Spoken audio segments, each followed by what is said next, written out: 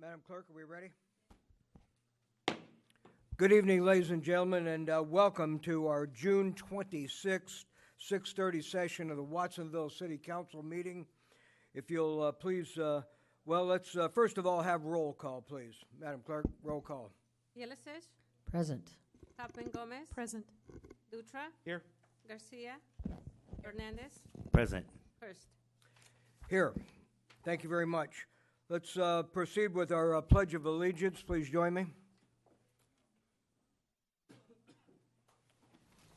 Pledge allegiance to the flag of the United States of America And to the republic for which it stands, one nation, under God, indivisible. indivisible, with liberty and justice for all.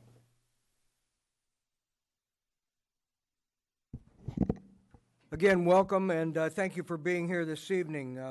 There are agendas at the back of the room. Please help yourself and follow along with us. There are translation services available. Mr. Translator, would you read the announcement, please? Para las personas que necesiten traducción al español, obtengan un aparato de la mesa junto a la caseta de interpretación. Préndalo y asegúrese que esté hacia el frente del aparato, hacia el frente de la pantalla. Y regréselo antes que se vayan, por favor. Muchas gracias. Thank you. Thank you very much. There are some informational items that you can refer to, and you can see those on our website. There is a council department update that you may find interesting and informative. We'll start out with oral communications from the public and the city council. Let's start out with the public, please. Anyone who wishes to address the council on items that are not on our tonight's agenda, this is the time to do so. We'll get to our agenda items in just a few minutes, if you'll bear with us. So anyone who wishes to address the council on other items that are not on our agenda, we ask that you fill out one of the blue cards and announce your name for the recording purposes, and welcome. Hello. My name is Zsuzsana Budapest. I come every time I can for the seniors and the animals. And now the war on both of us have started. They are already making big explosions. Now, I want to call your attention this time to a penal code, California Penal Code 386. This is specifically about protecting the seniors. And anybody who causes unnecessary harm or suffering, bodily, monetary, mentally, and psychically, those are all counted as felonies, depending how severe they are. So this is a big deal in California. We should remember that there are laws in place. So the physical is all invisible. We are attacked by sound and fright, and it's like a warlike atmosphere. For 8 months, it never stops. It's not 4th of July. It's males drunk, playing war with each other, outdoing each other, and frightening the elders. I thought maybe some of them would come, but I guess not.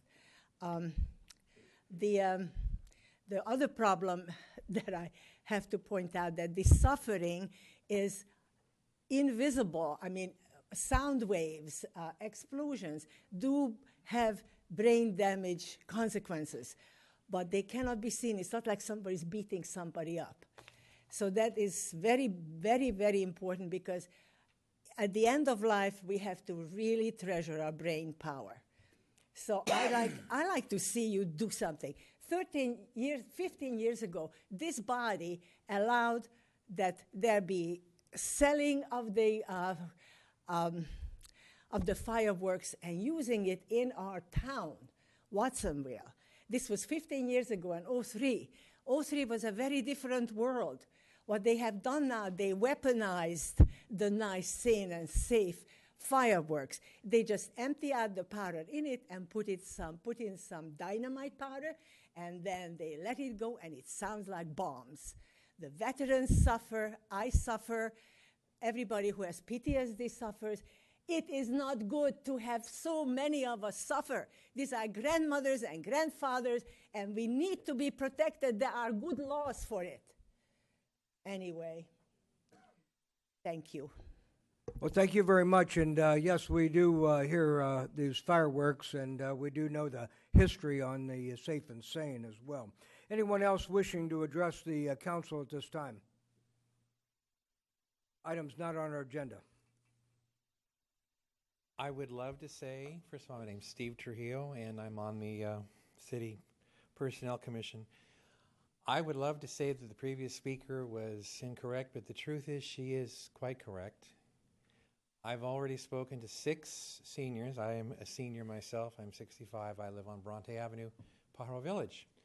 I've spoken to 6 seniors in the last month who have complained vigorously about the noise at this time of year. And let's be aware of that it does have all the effects that she mentioned. Every single one is specific and real.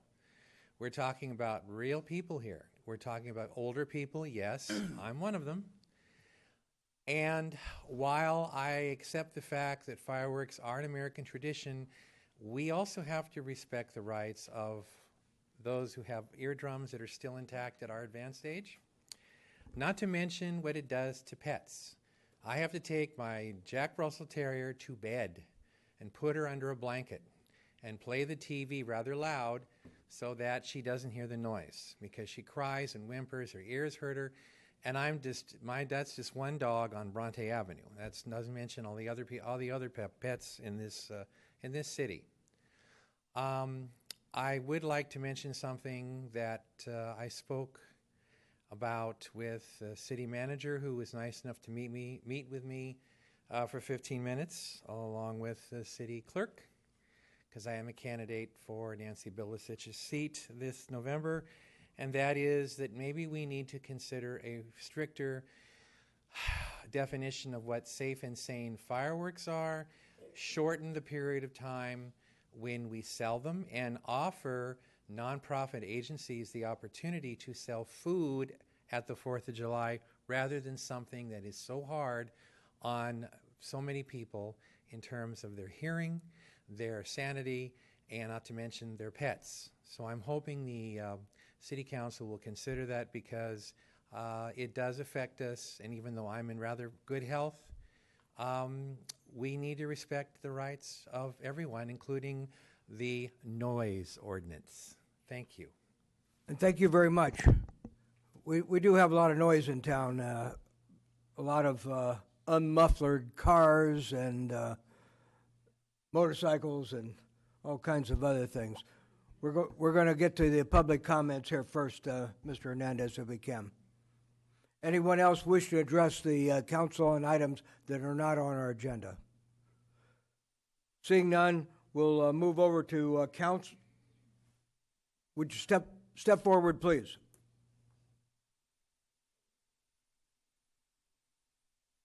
Sorry that I had to come in late. Is the fireworks sales on the agenda? No, it's not on the agenda, Then I so will you may speak to items not on our agenda at this time. Thank you. My name is Ann Veronica Coyle, and I'm here to speak on the issue of the sales of the fireworks, and I won't belabor the points that I think that we all know, which is that the noise is terrible, and as it gets closer and once the booths start to open, it's going to be quite bad. I'm not talking about illegal fireworks. I know the city will not sell illegal fireworks. It's only safe and sound. So I think that's a distraction, so it's not part of the discussion. However, what I would like to say is that I hope that the council will be willing and open to listen to the comments, consider the effects, and didn't get to hear earlier speakers, but I'm sure that people have said that the effects on people and on pets are really quite terrible. And I hope that we will all be open to work together on something that could bring a solution. Maybe there's an alternate way that we can support the nonprofits. I support the nonprofits, a couple in particular.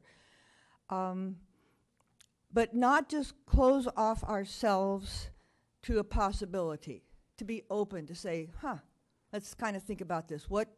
What might we be able to work out? Is there a place in the middle where we can meet? I also would like to acknowledge that something that I just only recently discovered, which is that there's a surcharge, a 7% surcharge, as I understand, on every dollar that is made by the nonprofits and those who sell the fireworks. And so I understand that this is another factor. The city has to consider that too. So we consider the nonprofits, the city, and the citizens. And so I'm asking simply for open dialogue, to not close our minds, to not make quick responses to say, oh, you don't understand this, and blah, blah, blah, blah. Let's open a discussion and please talk about it so that by next year, perhaps we can have something that's at least a compromise. Thank you. Thank you very much, Ms. Coyle. I think you'll find the council is open and responsive to the needs of the public and good listeners in that respect. And so let's keep the dialogue open, certainly. Good evening, Council. I'm Tamara Vides, Deputy City Manager. I want to take just a few moments to share with you a very quick video that we have put together in order to advertise the open house and Fire in the Sky event at the airport this upcoming 4th of July. It's a great family event, and it gives people the opportunity, instead of like maybe burning some fireworks at home, maybe go and enjoy a professional show that is done at the airport. So let me show you the video that is highlighting this important open house that the airport is doing on July 4th. Hey, Fire in the Sky is coming back this year at the Watsonville Municipal Airport's open house. Bigger and better. Well, it was pretty great last year. But this year, there's going to be more. Like more parking? Yep. More flyovers? Yes. More fireworks? Oh, yeah. It's Fire in the Sky, the free community open house event at the Watsonville Municipal Airport on July 4th. Get complete details at watsonvilleairport.com. Event generously supported by S. Martinelli and Company, Kaiser Permanente, and KION Television. So again, this is a great community event that is happening on July 4th. The doors open at 5 p.m. So we invite everybody in Watsonville that wants to join celebrating 4th of July and visiting the airport. There's going to be a great exhibit of aviation assets at the airport, and we're also going to be having some pretty incredible flyovers and other aeronautic activities happening during the evening. So it should be a great event for all the family. Thank you very much. And they do the fireworks to music, right? So kind of like Disneyland. It's a really good experience. So yes. I mean, that's why we had thousands of people there last year. So yes. It's going to be probably even bigger this year. It's a great experience. Let's see if there's anyone else from the public who wishes to address us on items not on our agenda. Seeing no one rising to the microphone, you've already spoken, ma'am. Thank you very much, ma'am. We're going to move to the conversation with the council at this time. Councilmember Hernandez. So I just want to invite people to a few events that are happening. The Sierra Club is hosting a presentation called Trail with Transit on Thursday, June 28th. It's going to be here next door at the community room at 6:30. That's day after tomorrow, Thursday, June 28th at 6:30 here in the community room. They're going to discuss, the future possibilities of rail and trail transit here in this region. Also, in response to the separation of families, there's an action going on called Families Belong Together. That's happening this Saturday, June 30th at 2 p.m. here at the plaza. And of course, you guys already heard about the 4th of July parade. That's Wednesday, July 4th at 12 o'clock here in downtown. I suggest people show up early. There's people that camp out overnight to get the good spots. And of course, you guys just seen the presentation Fire in the Sky beginning at 5 p.m. at the airport. I wanted to make note about this presentation or the fireworks show is that I think it also helps tone down the amount of illegal fireworks that come into our community because people would rather save their money and go see this professional fireworks display as opposed to purchasing illicit fireworks. and shooting them off at their house. So I think that this will calm down a little bit of the illegal fireworks that are happening. So I'm glad that this is happening. Another event that's happening is the Music in the Plaza. Our next one, we're featuring the Chicano All-Stars. That's Thursday, July 12th at 6 p.m. here at the Plaza. The Strawberry Festival is around the corner. It's happening the weekend of August 4th and 5th from 10 a.m. to 7 p.m. in downtown Watsonville.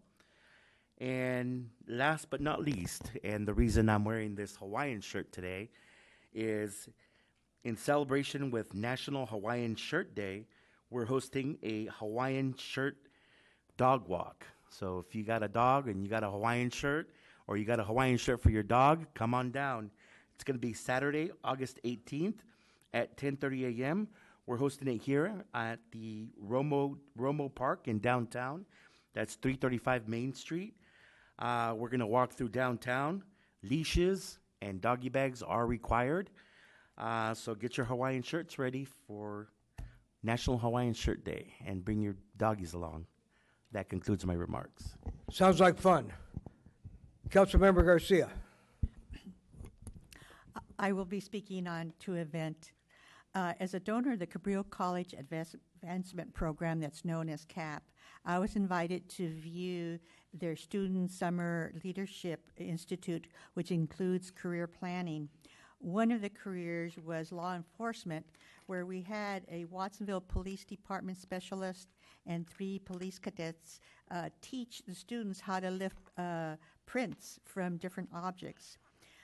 CAP selects students in the 6th grade and gives them after-school tutoring, academic counseling, summer institute, and they support them until they become students at Cabrillo College through high school to Cabrillo College. Once they arrive at Cabrillo College, they're then given a $2,000 scholarship. And so we're very fortunate that here in Watsonville we have EA Hall, Lakeview, and Rolling Hills Middle School that participate in the CAP program. Secondly, I attended the annual National Association of Latino Elected and Appointed Official Conference, which this year was held in Phoenix, Arizona. There was 3 tracks of workshops: healthcare, education, and finance. And I went to all the finance workshops. One workshop was called A Strong Financial Future, the Importance of Pension Fund Management. The panelists included an economist who had served 7 years on the CalPERS board, a CEO of Capital Markets, and the mayor pro tem of the city of Santa Ana here in California. I asked the question, where will cities find the money to pay for the increase in pension costs? Because you've heard many times our increases are just going to go sky high. Amongst the answers, there were 3 things that stood out for me. One, they said, do not give raises to staff because raises are connected to the increase in pension costs. Instead, consider bonuses from one-time funding. 2, have the voters pass a tax. We can pay with a tax. And 3, cut programs and lay off employees, which none of these sound very good for us. So I'm really hopeful that Watsonville can come up with some alternatives, because we as a city council are going to have to make some difficult decisions to be able to pay the increased cost of pensions. I have made arrangements with an appointment with Matt to share some of the learning I had from this workshops, but there were so many other workshops that I attended that I learned so much, and hopefully some of those ideas we might be able to use here in Watsonville.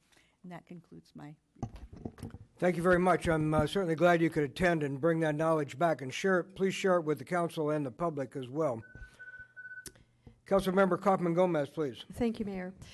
In light of what's going on in terms of the fireworks, I'm going to read a statement that was put in our board packet here that the public may not have read through.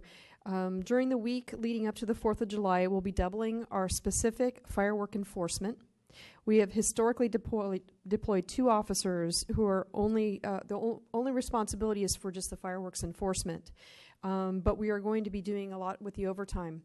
the 23 nonprofits that are getting the booths to sell the Safe and Sane are subsidizing what we need to do for the staff we have here that is on overtime to cut down on what we're doing with the illegal fireworks. And that the nonprofits, they're probably getting $250,000 for this particular event for the 4 days that this is going on.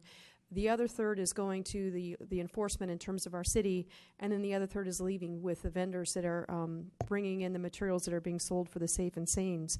There will be issuing criminal citations. So if there's anybody that is cited, it's not going to have the kind of citation that happened in the past. And this will be much more of an enforcement that's going to go on with anybody that's found with these particular illegal fireworks in our community here. And just as Mr. Hernandez has mentioned, the purpose of us doing this at the airport is to cut down on what we have for the illegals. If we give them something that's free to be able to go to and enjoy and participate in, that's really the big effort that the city's making to do the reduction in what we can in terms of what's going on with the illegal activity. And we are subsidizing the sale of these Safe and Sanes to help with the law enforcement that we need to cut down as much as we possibly can on the illegal fireworks that are going on out there. That's what's important on how this program has worked and the funding that we've gotten from the program and how it's been rolled into our enforcement. And beyond that, we hope that we see many of you there at the fireworks that will be held at the airport with the event there with a lot of activity. We had many, I think 20,000 people show up last year, and we're looking forward to having that and then some. On Thursday, there will be a press conference. Monterey Bay Community Power is going to be your electric company on your PG&E bill as of July 1st. So there's going to be a press conference in Santa Cruz on that for that rollout for our residential citizens here. Right now, we've already got it with our commercial and industrial. So that's a pretty big impact in the Tri-County. We're the largest community choice aggregate in the United States. So that's really proud to be part of with our community that's here. And that will be it for my presentation. Thank you. And thank you very much for your leadership on energy and green energy. Thank you. Councilmember Bilicich, please. Well, good evening. I think almost everything that I was going to speak about has been said, but I will emphasize that the illegal fireworks, it seems to be getting greater, not less. And I know people in District 7 have spoken to me all the time about the, quote, bombs. I think our police department and fire department are looking at criminal citations this year to step it up another step here. People need to realize it's not just a citation like in the past. It is a criminal citation.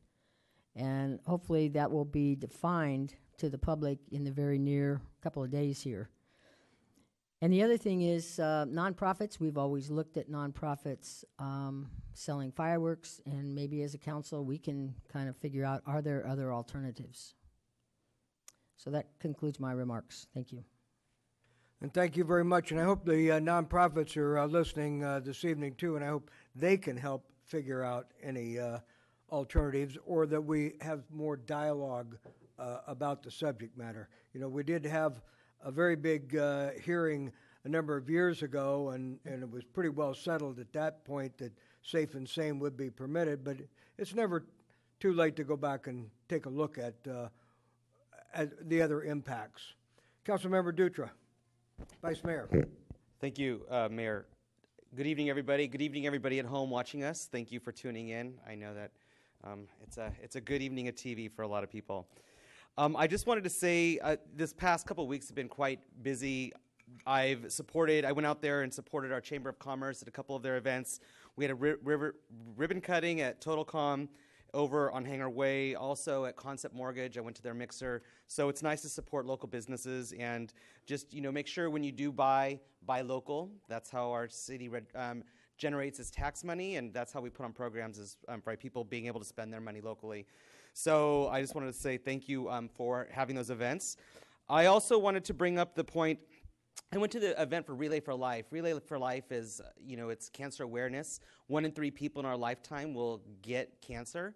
And this is something that I've been, working on for the last 3 years as here on the council. It's been one of the nonprofits that I've worked closely with.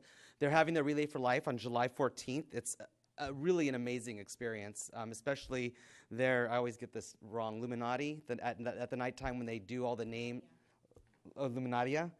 When they do all the names and the lighting of everybody who's passed of cancer in our city, and it's a very moving moment. So, and just to see all the teams out there. So if you have a chance, get out there. And Whole Foods does an amazing farmers market. I mean, they go out there and they do a really a big event, and you can really get some great food from Whole Foods that evening, or those 2 days. I also wanted to say, congratulations to Brendan Miele, who just became the Farm Bureau's new president, and also Steve Bonatelli for becoming Farmer of the Year. So I myself, as well as the mayor, attended the farm dinner for the annual farm dinner. Oh, and as well as the city manager, Matt. It was at UCSC this year. They always do a great job, and I wanted to say, thank you for inviting us, and congratulations to the new team that's coming in there. And that's it for me this evening. Thanks so much. Thank you very much, and you can tell the council is everywhere and doing a lot of things throughout Watsonville, and so it's keep up the good work. It's hard to attend everything, but it's easy to shop locally, and we have an opportunity to shop locally at Annie Glass Saturday, August 4th from 2 to 4:30. They'll be celebrating 35 years of invigorating the ancient art of glass making. And so there'll be cake, bubbly, and a silent auction for Girls Inc., and that's a girls organization that helps young women in their development. And there'll be a children's folklorico performance to start out the festivals, and staff will be demonstrating glass making, giving tours, live music from the Greyhound Blues Band. That, again, is Saturday, August 4th, right here in Watsonville at Annie Glass. Some of the residents in Watsonville have received an announcement from PG&E. They may have also received recorded telephone calls. There will be a gas line replacement project taking place in the next few days, starting out on Pennsylvania Drive from Ramsey Park, moving toward Green Valley Road along Pennsylvania. And so this will be an inconvenience for some, and others will be reassured that there is gas line safety remediation taking place. But the work will occur at night to not impede daytime traffic, but it will be a disruption for many people. And there'll probably be some noise out of that too. And so let's keep the gas lines free and clear. We've had a couple of announcements already regarding the Sierra Club, the trail with transit. The Historical Society is having a vintage picnic coming up on the 1st. We encourage everyone to celebrate with the Historical Society. The Sons of Italy, they're going to have a barbecue out at the Corralitos Padres on the 15th. And I don't have the date on this, but maybe Dr. Bilicic can help me out. The Slavic American organization, SACO, they're doing 8th, I think. They're doing something. You say it's on the 8th? I believe so. Good, and I know that tickets are available for that.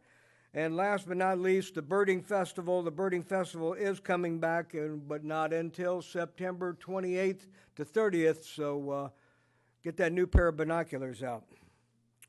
That's it for me. Mr. Assistant City Manager, you got anything for us?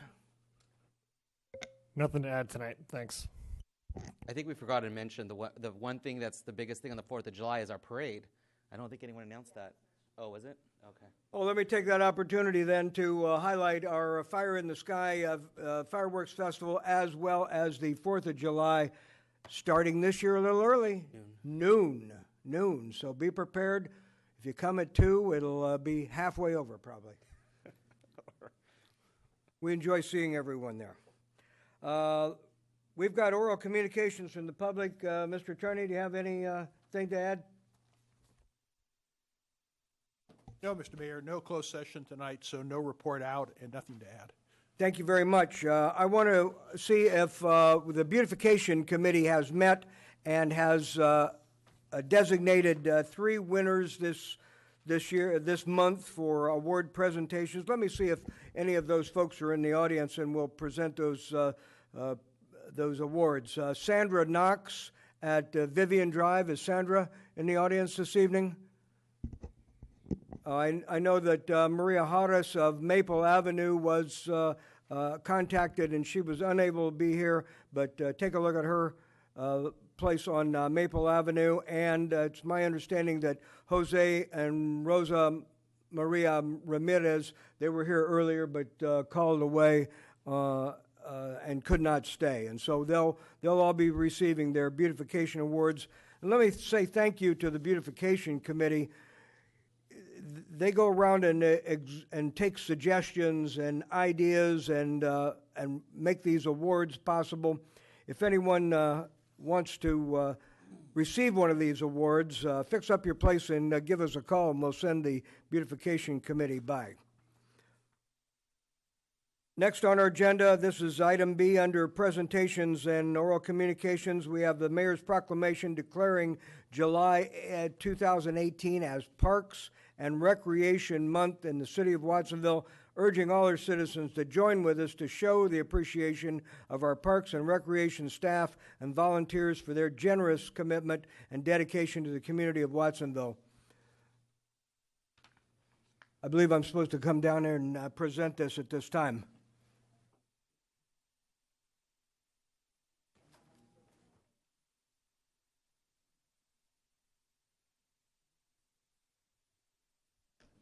I didn't know we had a mascot.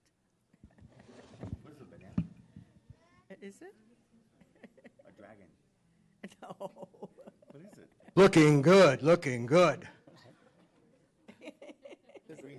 I'm going to read this proclamation, every word of it, because we have a good audience here this evening, and they need to help celebrate with us the Parks and Recreation Month.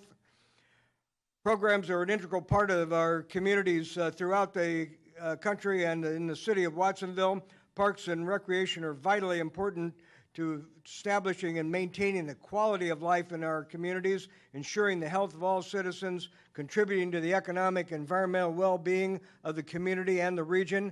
Parks and recreation programs build healthy, active communities that aid in the prevention of chronic disease, providing therapeutic recreation services for all those mentally or physically disabled, and also improve the mental and emotional health of all citizens. Parks and recreation programs increase a community's economic prosperity through the increased property values, expansion of local tax base, increased tourism, the attraction and retention of businesses, and crime reduction. Parks and recreation areas are fundamental to the environmental well-being of our community. They improve our natural areas, water quality, protecting groundwater, prevent flooding, improving the quality of air we breathe, provide vegetation buffers to development, and produce habitat for wildlife. Our parks and recreation areas ensure the ecological beauty of our community and provide a place for children and adults to connect with nature and recreate outdoors. Whereas the U.S. House of Representatives has designated July as Parks and Recreation Month, whereas the City of Watsonville recognizes the benefits derived from parks and recreation resources. Now, therefore, I, Lowell Hurst, Mayor of Watsonville and the State of California, on behalf of the entire City Council, do hereby proclaim July 8, 2018 as Parks and Recreation Month here in the City of Watsonville, and I urge all our citizens to join us to show appreciation to our Parks and Recreation staff and volunteers for their generous commitment and dedication to the community of Watsonville. Thank you very much. Let me introduce Nick, our new Parks and Rec Director, and gosh, he's got a great crew here. Take it away. All right. Thank you so much, Mayor Hurst and members of the City Council. My name is Nick Kalabakib, and I am the brand new Parks and Community Services Director for the City of Watsonville. Would like to start off by just, again, thanking the Council for this great proclamation that really celebrates and recognizes the great work that our Parks and Community Services Department teammates do every single day here in the City of Watsonville. Not just... as well as all of the benefits that the Parks and Recreation Services help provide for our community members. in this community as well as throughout the nation as well. Parks and Recreation, as the mayor mentioned, it really serves a vital role in establishing and maintaining the quality of life for our community members and does so many more things. But really, if you kind of distill things down to 4 words, parks really do make life better. To celebrate Parks and Recreation Month, we have a whole slew of free activities and programs that we have planned for the community throughout the month of July. I'm just going to name a few of them here. As was previously mentioned, on the 4th, we have our parade at noon, followed by Fire in the Sky. On July 6th, we have free swim at Watsonville High School from 1:15 to 2:55. On July 17th, we have a free adult softball pickup game under the stars at Ramsey Park.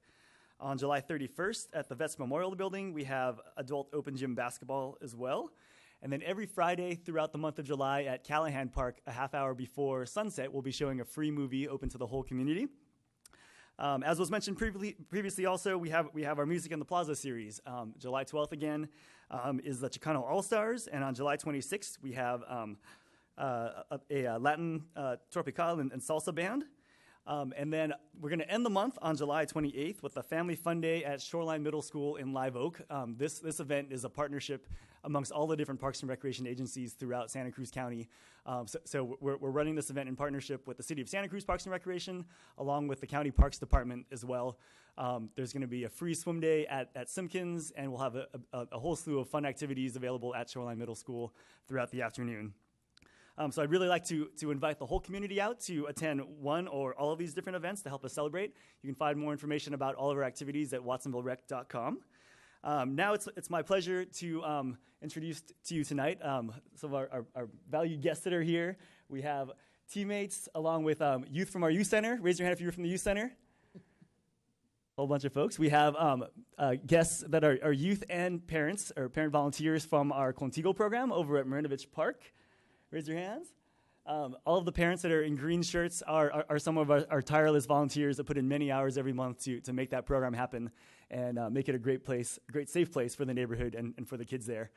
And then I'd be remiss if I didn't recognize some of our teammates that are up here. We have Israel, who's right here, who's kind of the man behind the curtain for the Strawberry Festival, for our Music in the Plaza series, and a whole bunch of other things. And Marisol is here also representing the Contigo program at Marinovich Park. Both of these folks have been with our department for a long, long time. And then we have our rec leaders that are here, our fearless rec leader team. Raise your hand, guys. They are the folks that are kind of the boots on the ground that keep our after-school programs running on an everyday basis. And our final guest tonight, I'd really like to take the opportunity to formally introduce Rex Watson to the council and to our community here. Rex was born at Pinto Lake Park about 150 years ago, and he really represents, I think what our department means. He is a bright source of happiness to the whole community and is the protector of all things green, from green space to green grass, and he even likes green beans, so I hear. So you'll see him at our many programs and services. He's got a huge social media following. He has about 4,900 friends on Facebook and almost 800 followers on Instagram. So look for him throughout the community. And again, I'd like to thank everyone for helping us celebrate Parks and Recreation Month, and Parks Make Life Better. Thank you. Nick, thank you very much. Don't forget your proclamation, Nick. We wish you a long and happy career here. I saw your former director just the other night, Pat Donahue, and she wished you the very best. Congratulations. Thank you. Good work, good work. Thank you. Thank you all. Good work. Thanks so much. So is Rex our new mascot for the city? Parks. No? Oh, just for parks. Okay. Do we even have a mascot for the city? No? Okay. That's a good one. Can we find out what Rex is? A bird. Dinosaur. Yes. Oh, a dinosaur? That was a dinosaur?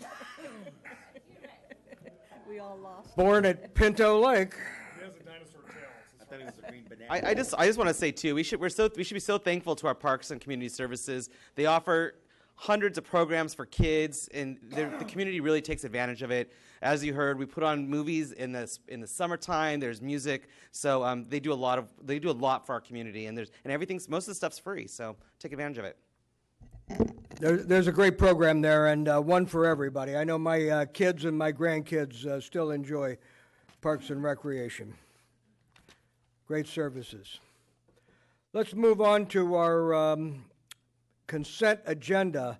Let me ask if anyone in the public would like to comment or give us input on items on our consent agenda. That's items A through L.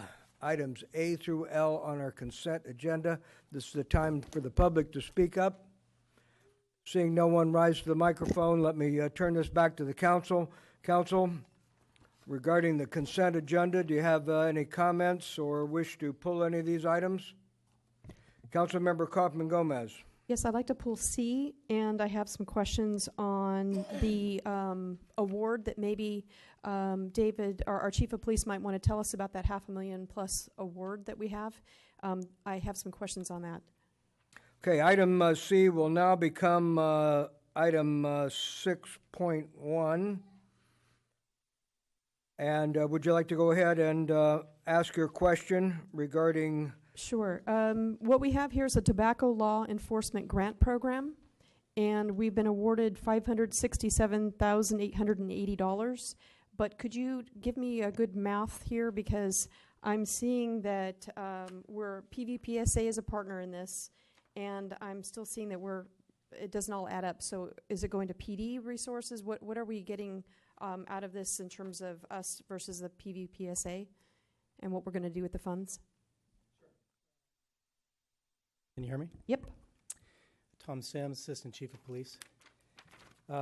So PVPSA is going to be getting 63% of that fund. It's a 2-year grant, and they're going to be using, they were brought on as a sole source provider due to their contract with the school district to provide tobacco education to the schools. And so what they're going to be using that money for is to hire, I believe, 2 staff members. And then our side of the resources, is it going to be in personnel? What will we be doing on our end? For our end, it's going to be mostly for overtime staffing, officers, supervisor, to really, as listed in the staff report, to identify and target problematic retailers, to do some... So for enforcement, then, is what you're saying that we're going to be doing? Yes, pure enforcement, yes. The education part, well, we're also going to be working with PVPSA to do the education portion as well, and that part of that overtime is going to be spent doing that as well. Okay, thank you. Other questions on the consent agenda? Councilmember Bilicich. Well, I see we're going to have $225,000 for a public restroom at Ramsey Park. And I wondered if someone could talk a little bit to the public about that, what that's going to entail, where it's going to be, just so people know.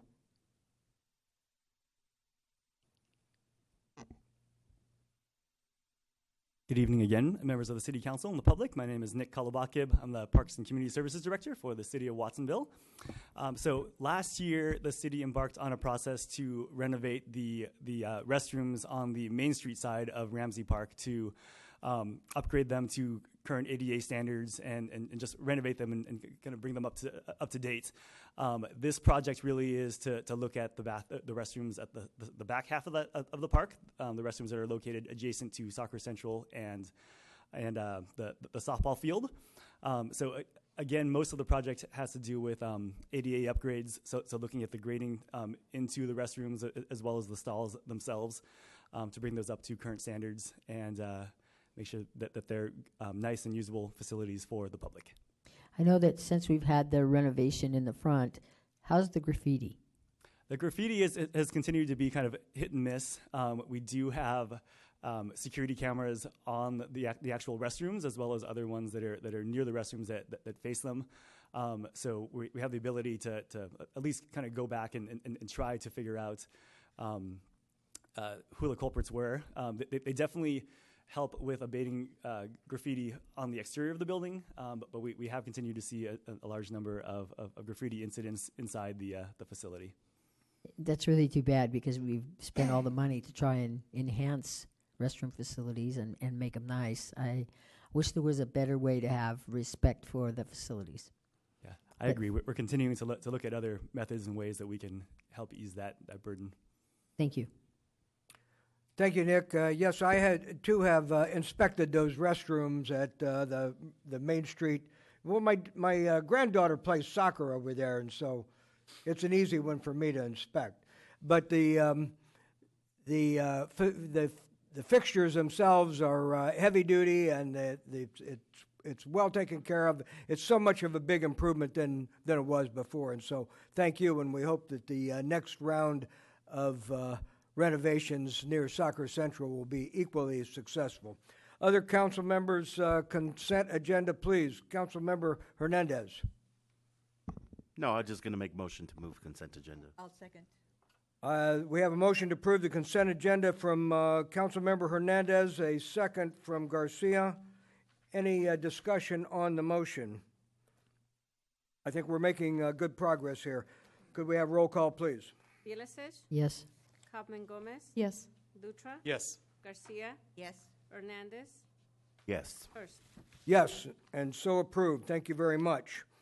This leads us to item 6, and that is the item C from the consent agenda. This is a resolution approving plans and specifications for bids for the Airport Boulevard reconstruction project from Westgate Drive, Larkin Valley Road East to Home Road, estimated cost of $2,190,000, initially funded from the state gas tax fund, and will be reimbursed $1,195,000 from the State Transportation Improvement Program, also called the STRIP grant, $177,000 from the Regional Surface Transportation Exchange, and $819,000 from the gas tax fund. Everybody complains about the gas tax, but here it is coming right back to us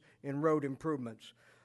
Let's hear from Director Palmisano or one of his staff members regarding any of your questions, Council Member Kaufman Gomez. Okay. Well, for starters, we have the state gas tax fund, and as of Monday, there have been enough signatures for a petition to place this on the November ballot.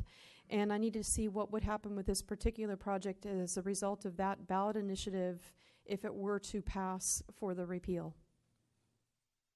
Good evening, council members. Councilmember Kaufman Gomez. I'm Maria Esther Rodriguez, Assistant Director of Public Works. This particular portion of gas tax is that which we have been receiving over the years. The item on the ballot will be the SB1 funding particularly, and that is a separate pot of money, but it is indeed gas tax related. Now, while I know this is just going out to bid, and I generally wouldn't have pulled this because of going to bid. We're not spending the money yet. We're just requesting the RFP process to take place. Could you describe a little bit about what this project would entail? Of course, and I'll ask Erwin to bring up the slide. There is a project map included, and it does indeed include road reconstruction. Here is the project map. It extends from Westgate, Larkin Valley Road, all the way to Home Road. What is included is road reconstruction, much needed. It's a heavily used roadway, and it has seen better days as far as asphalt, so that's going to be reconstructed. There's going to be sidewalk installation when there currently is none, so it will improve pedestrian accessibility, which also includes the ramps at the corners. The other thing is with the pavement improvement, the bicycle lanes will be redone in a manner that's much better for bicycles because the potholes, et cetera, will be gone, and also striping and signage. Another key component includes the safety improvements at Airport and Home, and that was a big piece of the grant too that we've been talking about for some time. And this will include the high visibility crosswalks, improved corners with accessible ramps. It also will install a new street light at the corner for more visibility, especially in the evening. The flashing beacons were originally part of this project. Since we did receive them, we installed them prior to this project going in, and it will also include a median island in the middle to provide, it'll be a 5-foot median island where should a pedestrian want to sit there and wait for traffic to move better, they can proceed halfway through the street and then continue crossing. What is the duration of this project in terms of after the bid comes in, on how long you would expect it to be in and completed? So the total time for construction, the bids will be opening in August. The total time for construction, so it would come to the August meeting for award, and the total time for construction would be approximately 90 days, working days. And one of the other questions I have here is the way this resolution is being approved is it's approving plans. And as we've had discussion, I don't know that we are at the plan part with the bid going out. So my concern is approving a plan that we still have a conversation about. So as a result of this resolution, I want to make sure that allowing it to go out, but not approving a plan until we have everything discussed, especially in light of my sensitivity to this particular intersection. So I'm fine with going out, but my concern is I'm not approving something without having further dialogue about what's best for this particular intersection for the safety. So that's my opinion on this one anyway. Other council questions on this item? Councilmember Dutra. Thank you, Mayor. I just want to reiterate the whole SB1. You know, I think that it's really important that the public knows how detrimental it will be to us as a city and as a county if it does get repealed. We have a lot of projects. This one may not be completely dependent upon it, but we do have a lot of projects that we've already looked forward to in the future that will be helping. We want to finish the Freedom Boulevard project. I know a lot of people saw we did a phase last year, or was it 2 years ago already? But we want to completely refinish that all the way down to where Safeway is, where we're putting in new sidewalks and lighting. And so we want to really continue moving our city forward. Repealing it would be devastating to those projects that we have in line. You know, a lot of people are saying, oh, the city's looking so great these last, 4 or 5 years. We're doing a lot of projects. The roads look good. Well, that happens because we're starting to get this funding. And with that funding gone, we go back to potholes, fill in the potholes, rain comes, potholes come back. And so right now, things are looking good. We have a lot of projects. We've been putting sidewalks in everywhere. On the corner of Ohlone and Harkin Slough, we put sidewalks there. We've also have the project that we're doing on Airport Boulevard over by Safeway. That's a big project going on. These projects happen because of funding that we get, like SB1. So I kind of want to maybe kind of bring this up to the city again, that when we do projects, that we could put signage out there. This is here because of the funding, this kind of funding, because the voters will have the opportunity to repeal that funding, in November. But a lot of times, the public is not informed on what the money is used for. So they see these projects happening, but most people, listen, they're busy. They have families. They don't pay attention to what happens in the city. And so they don't know that the funding is dependent on a lot of these programs that are out there that we depend on.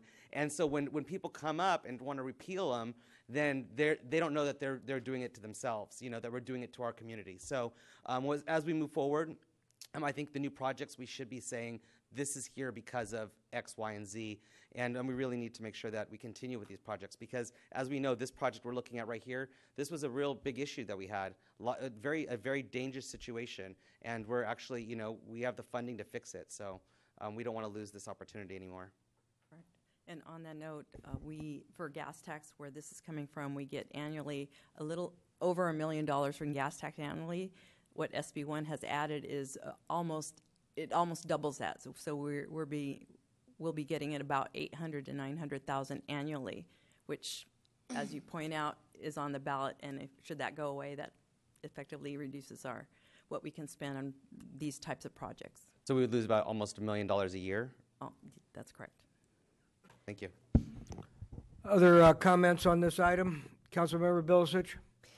I just wanted to say I think this is great that we're finally getting this project, but almost like Councilmember Dutra, Freedom Boulevard, we did that section, and we don't want to forget that, or I know you're looking for other funding, but we need to continue with that because people keep talking about, well, you got that part, when's the next part coming? And I know things take time, but hopefully we're pursuing that at the same, the same energy level that we did for Airport Boulevard. Yes, we are. And of course, we've talked Green Valley Road too. And I don't know what we can do there. Maybe we have to work in collaboration with the county, but something needs to be done with that crosswalk. Okay, duly Thank you. noted. Thank you. Councilmember Kaufman Gomez? Yes, I'll move this motion forward as long as we do not have the plans approved as such until there's more dialogue with what's going to work best here. Second. Well, we have a motion to approve and a second. Weird motion, though. That was a weird motion because she put a. It says resolution approving plans and specifications.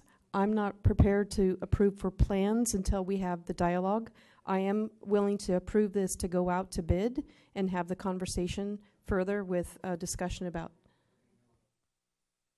If I may. I just want to clarify that that's what I don't want to be approving something that hasn't had the conversation continue from what we started earlier on this particular intersection.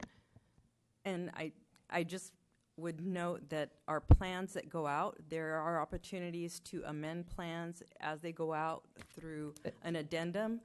And during construction, there's opportunities to amend construction with construction change orders. So this indeed is a completed set of plans currently. And again, we would have opportunities to do other things should that need arise. As long as we have that flexibility and conversation, I'm okay with this. Would you like to restate your motion then? I'll move this through, but again, with the stipulation that we have dialogue, just as we have with all of the stop signs that we don't get. For example, Arthur Road. Arthur Road has been several years that we haven't been able to get the stop sign that those neighbors have asked for, the speed bumps. And yet we're putting this together with one conversation about this particular intersection, and we need still more time with all of the adjacent impact of the businesses in this particular area. So I will move this motion, but I want to be very clear that we have to have that conversation included. We can have a follow-up conversation, yes. Yes. Is the seconder clear on this as well? Sure. I mean, eventually we can look at like a hybrid crosswalk system. But We're approving staff's recommendation here. sure. Yes.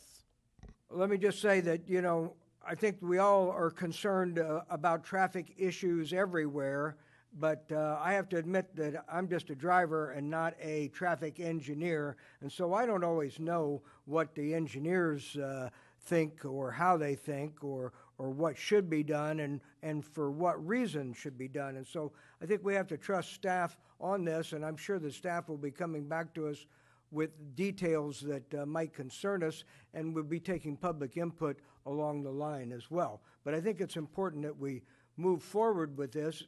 Airport Boulevard is the first exit to the city of Watsonville. It's the gateway to Watsonville in many respects. It's the opportunity to get to the airport as well as Freedom Boulevard and Green Valley Road and even on to Houlihan Road. And so it's important that we have a respectable gateway to the community. And I certainly respect the fact that this intersection needs work. I've worked at this location for well over a decade, so I'm very fluent with what this needs, and I need to make sure that that dialogue and participation with the others that have the impact of these changes are included. So I'm expecting that to still happen after it goes to bid and whatnot. That's why I'm approving, I will say yes to this, but I also want to make sure it's very clear we're not done with the conversation of how best to work this intersection.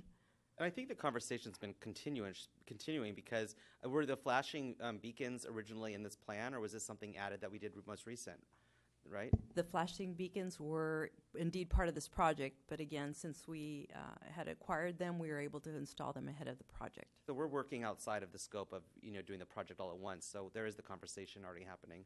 So hopefully that will continue. Councilmember Garcia.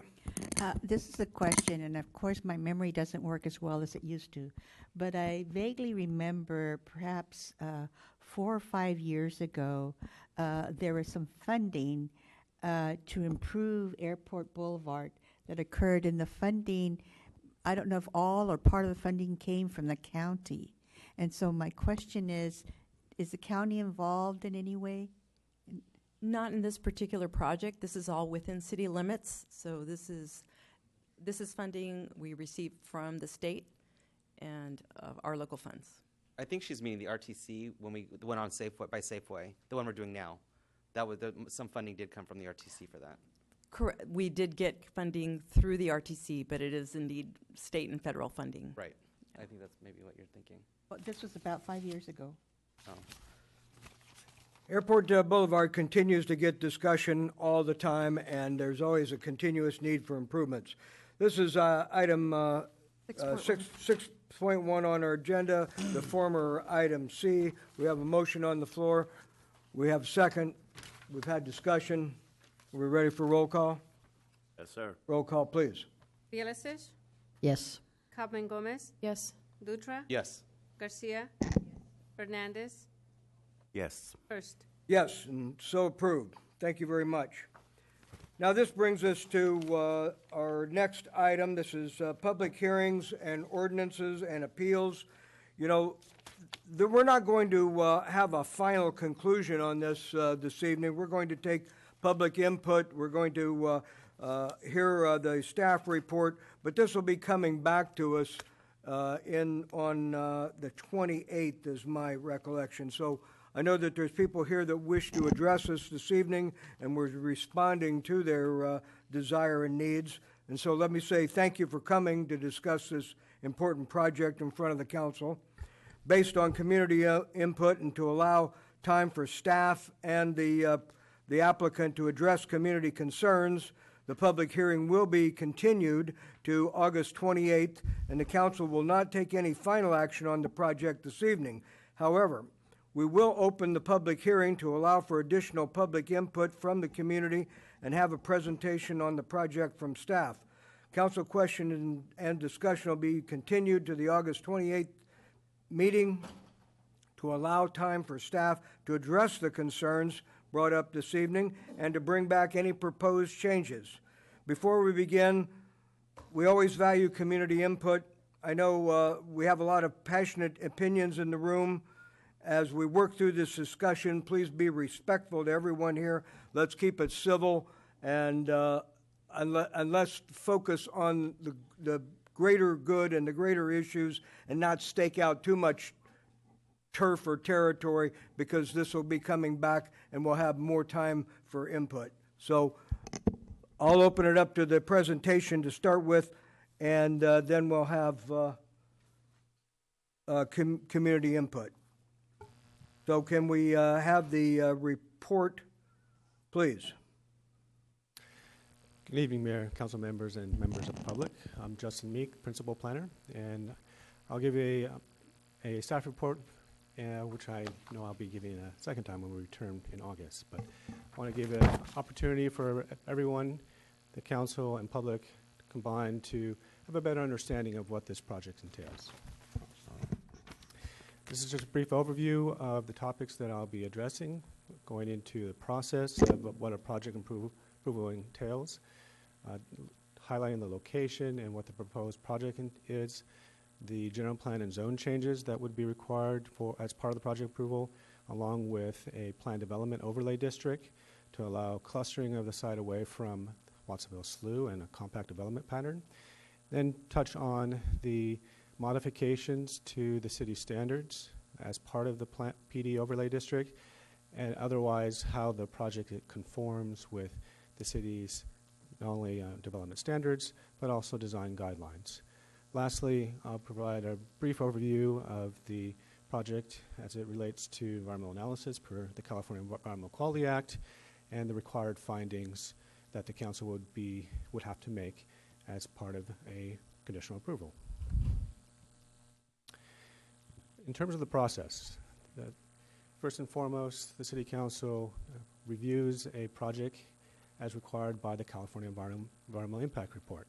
A EIR has been prepared, and as part of approval, the council would need to make both certify the EIR as being adequately prepared and also adopt a MMRP, which stands for a Mitigation Monitoring and Reporting Program, to ensure identified mitigation measures would be implemented. Also, the other bullet points outline the entitlements or project approvals that are required as part of this project, both a general plan map amendment and rezoning of the site from industrial to residential.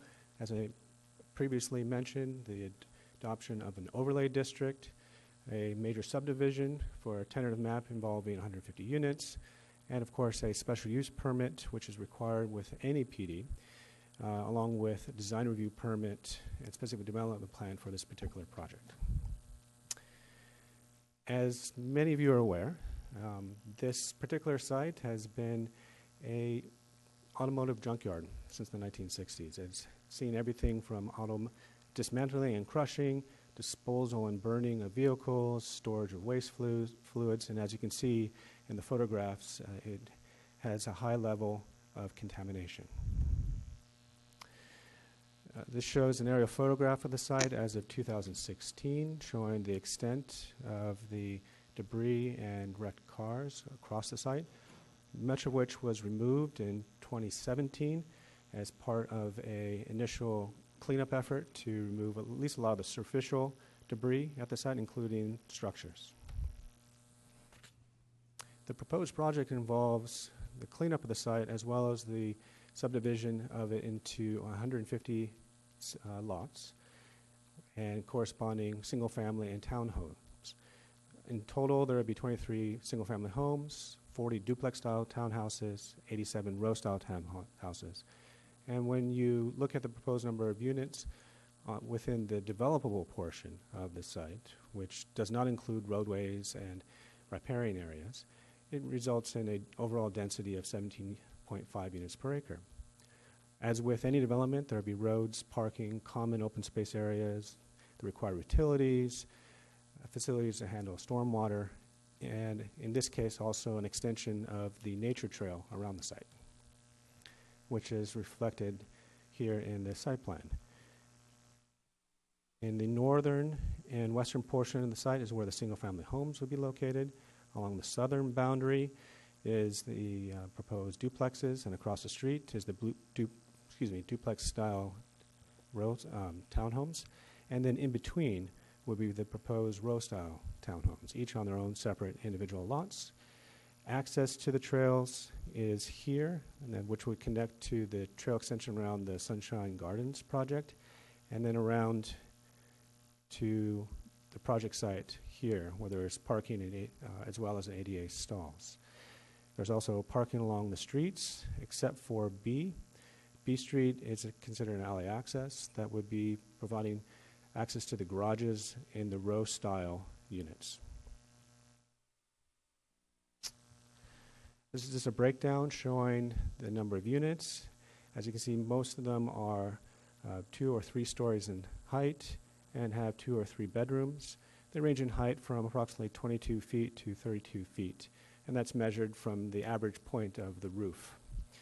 The floor area for the units is shown in the far column here. Generally speaking, the smaller floor area represents the affordable units, and the larger floor area represents the market rate units. All in total, there'll be 150 units that total 442 bedrooms. Some of the common open space areas that are part of this project involve programs or amenities for all age groups, everything from a play structure to a bocce ball court, as well as some observation decks and patios that could be used by families alike. And this is just an artistic representation of what the central common open space area would look like. And here are some plan views of that same area. So before you're here looking in this general direction, that's the children's play structure that was depicted, and the bocce ball court and beyond. And this is Street A. There would be textured asphalt paving to connect the other lawn area to the north for picnicking. This one shows the open space area next to a residential lot and connecting to the nature trail, where we have picnic benches as well as an observation telescope, so you'd have nice views out to Watsonville Slough and over the trail. And likewise, these are between lots, I believe, 12 and 13, again with shade trees, picnic benches, tables, and observation telescope. This looks more at the northwest corner of the project site, and again, out over the slough and towards, I think, Harkin Slough Road as well. Next are a series of floor plans showing the various types of housing developments. First is the single-family home, which is 2 stories. It has a 2-car garage, open floor plan. It's a 2.5 bath with 3 bedrooms that are on the 2nd floor. And this also has a raised deck and patio. This would be the front area with at least a 20-foot driveway where guest visitors could park. This is a floor plan for one of the affordable units that are proposed. In this case, also has 3 bedrooms, a bathroom, and a half bath on the ground floor. And you can show it's a smaller size, but still provides some of the same treatments as the market rate ones. As far as the duplex style, there's a range of styles. This is what's called the C1 unit style. In this case, to have more efficient land, the footprint of the buildings are smaller to accommodate a 2-car garage. As you can see, they're in tandem. This is a 3-bedroom unit, so there's a ground floor unit, which also could provide ADA access. And then there's the upstairs with 2 more bedrooms, and you can see the bathrooms here and here.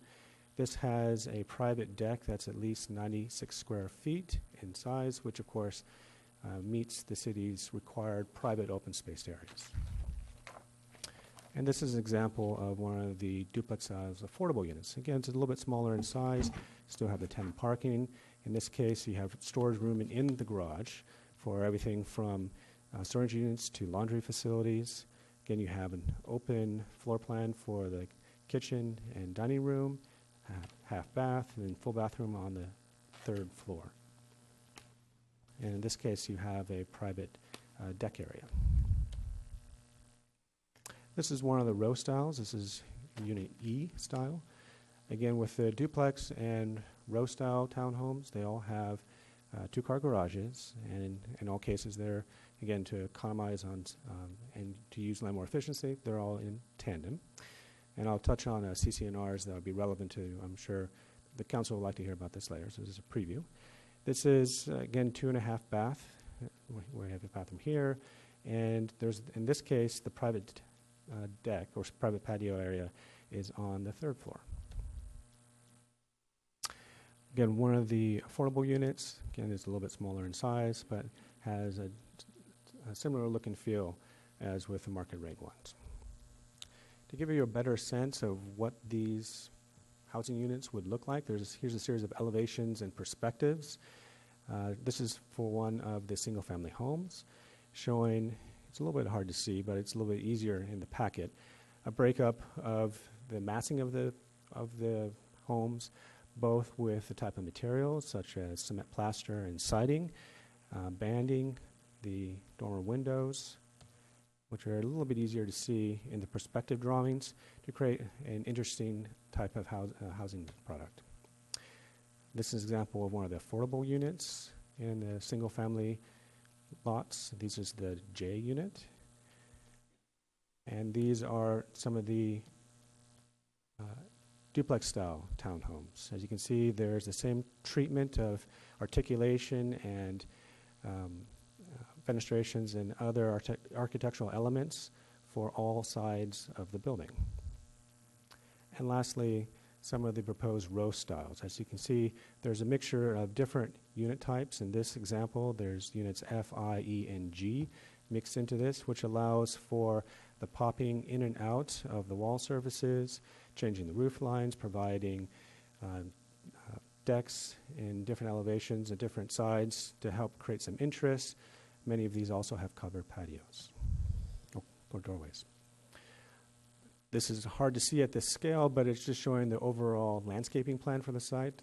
Things I'll touch on is that per the city's design guidelines, the Livable Communities Residential Design Guidelines, they provide street trees for every lot, but are also appropriately placed to not infringe on emergency vehicle access, but when they mature, will provide a nice shade canopy throughout the neighborhood.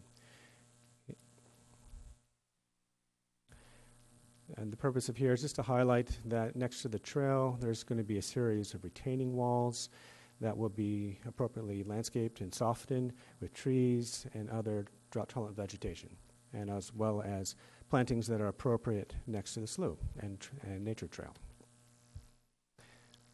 This is also in the Packlet, but just gives you a sense of the types of plantings that would be included, from everything from street trees to interior trees, accent trees, and other trees as shown on the landscape plan, and the types of plant palette that will be provided throughout the project site, which was represented in, again, towards the end of the packet. Again, this is very hard to see at this scale, but just want to highlight this is what's been proposed as a typical front yard for the different kinds of unit types. In terms of access to the site, there's an existing public access easement on the adjoining Seaview Ranch subdivision that the applicant would be using to provide direct access to the site, which is in this general area here. And as shown here, this is a portion of the tentative map and the site plan to show where the existing easement lies and the proposed 50-foot wide right-of-way with a 34-foot wide roadway. As I mentioned previously, as part of the project approvals, it involves a land use change from industrial to residential. The proposed density falls in within the high-density residential category at 17.5, which allows, as the high-density residential category allows, anything from 14 to 36.99 units per acre. Also, with the rezoning of the site, to have a corresponding rezoning, that would be in the RM3 category. As mentioned before, the applicant has requested a planned development overlay district as well to allow for modifications to district standards. And as you see here, the blue is the area that we changed from industrial to residential. None of the green environmental management areas would change. This is just showing the existing zoning and the proposed zoning. Draft findings have been prepared in support of the general plan land use designation change and rezoning. There's detailed discussion of how the amendment is consistent with the policies of the general plan, and that the proposed amendment is compatible with actual and planned uses of adjacent properties. In terms of the plan development component, there's a separate ordinance that's included with your packet, and along with the required findings and conditions of approval. This is intended to help foster more creative development proposals that also meet public objectives, such as protecting environmental sensitive areas. This particular proposal requires a plan development to allow for small lots. The development standards and district requirements for a RM3 zone would not allow this kind of development and would result in a much lower density. And so this allows the project to be both clustered away and meet the objective of providing a greater number of housing units. Some of the justifications for this include providing more open space than the minimum requirements that the city has, providing a trail extension that extends around the entire project site, as well as a bird watching area in an adjoining area next to the slough. There's, as I mentioned before, amenities for all age groups, and of course, the site is currently contaminated and would be cleaned up so that it could be used for residential development. There's protections of the riparian area, that there's at least a minimum 50-foot separation from the Watsonville Slough, and as mentioned before, this helps maximize the use of the land and provide a range of housing types, which correspondingly results in a greater number of required affordable housing units. The proposed modifications from RM3 district regulations relate to the lot size, lot coverage, lot frontage, front yard, and garage setbacks, side and rear setbacks. And those are detailed in attachment 4 that went before the Planning Commission. And I provided just a brief cut sheet here to demonstrate what we are talking about. So for example, in lot 1, which is over here, the front setback is 15 feet, and in this case it's 16, so it conforms. but the side yard is shown as 0 because you can see there's a storage area here that falls directly on the line. So that's why this is indicated in red as 0, and therefore modifies the required 10-foot side yard setback. Here's an example showing some of the duplex style units. So for instance, number 24, which is over here. You can see that the front yard setback is at 7 feet, so that's less than the district's required of 15. Similarly, the garage setback is also pushed forward. And so in all cases except for the lot coverage, to accommodate this proposed housing unit in this configuration requires the required modification from district standards per the PD. Also, part of the PD is a request to modify the standard street widths that the city typically requires.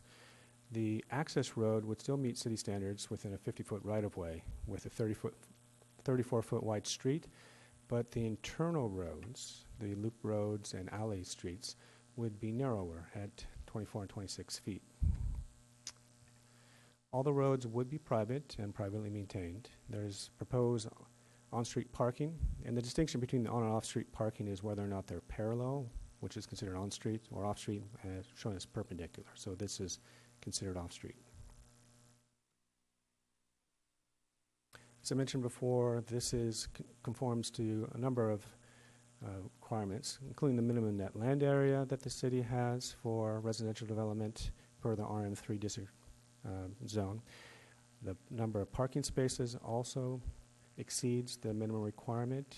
As I mentioned before, each garage has a minimum of 2 spaces. And then in terms of the guest parking, the proposal is roughly twice the minimum requirement of 55 spaces based on the number of units and bedrooms in this development. The applicant is showing 111 guest parking spaces. And also, it exceeds, as I mentioned before, the minimum open space. The project also conforms with a number of design guidelines that the city has adopted. It reflects the neighborhood characteristics of having small yards and porches. Parking is distributed throughout the site and is unobtrusive, especially for the row-style townhomes, which have alley access and no visual impacts.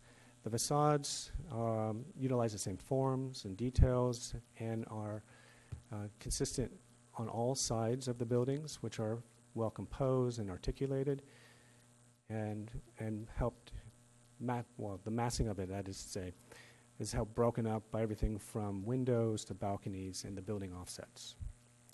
The project also includes pedestrian scale lighting along the street and next to the open space areas.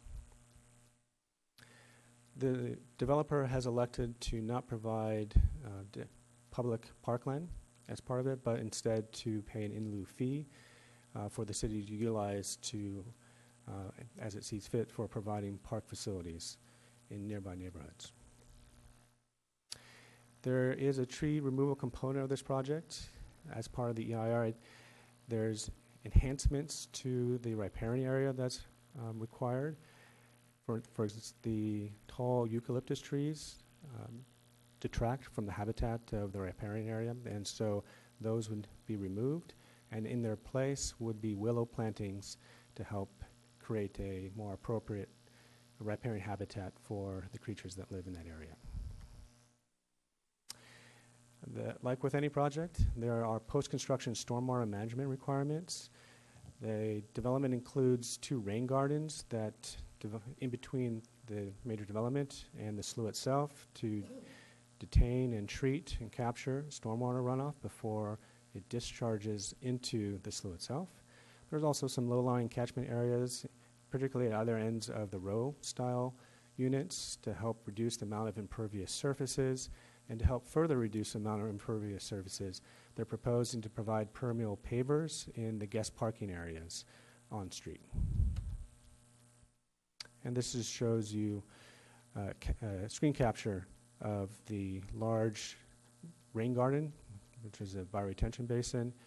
And here's an example of some of the low-lying detention areas, and over here in the parking area is some of the permeable pavers.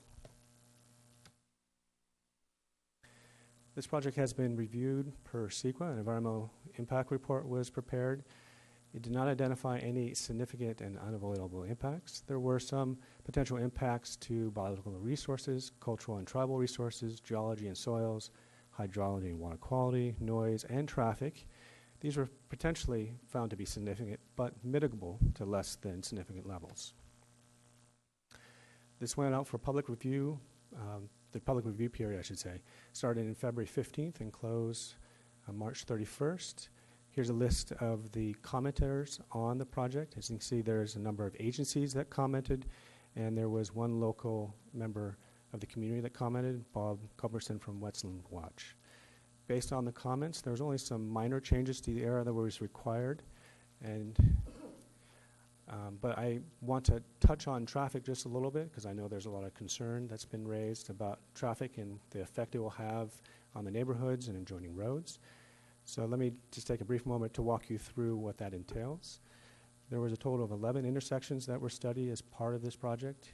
The traffic counts were conducted back in 2017 on a Thursday, March 2nd to be exact. Peak hour periods that were evaluated will include the hours between 7 and 9 a.m.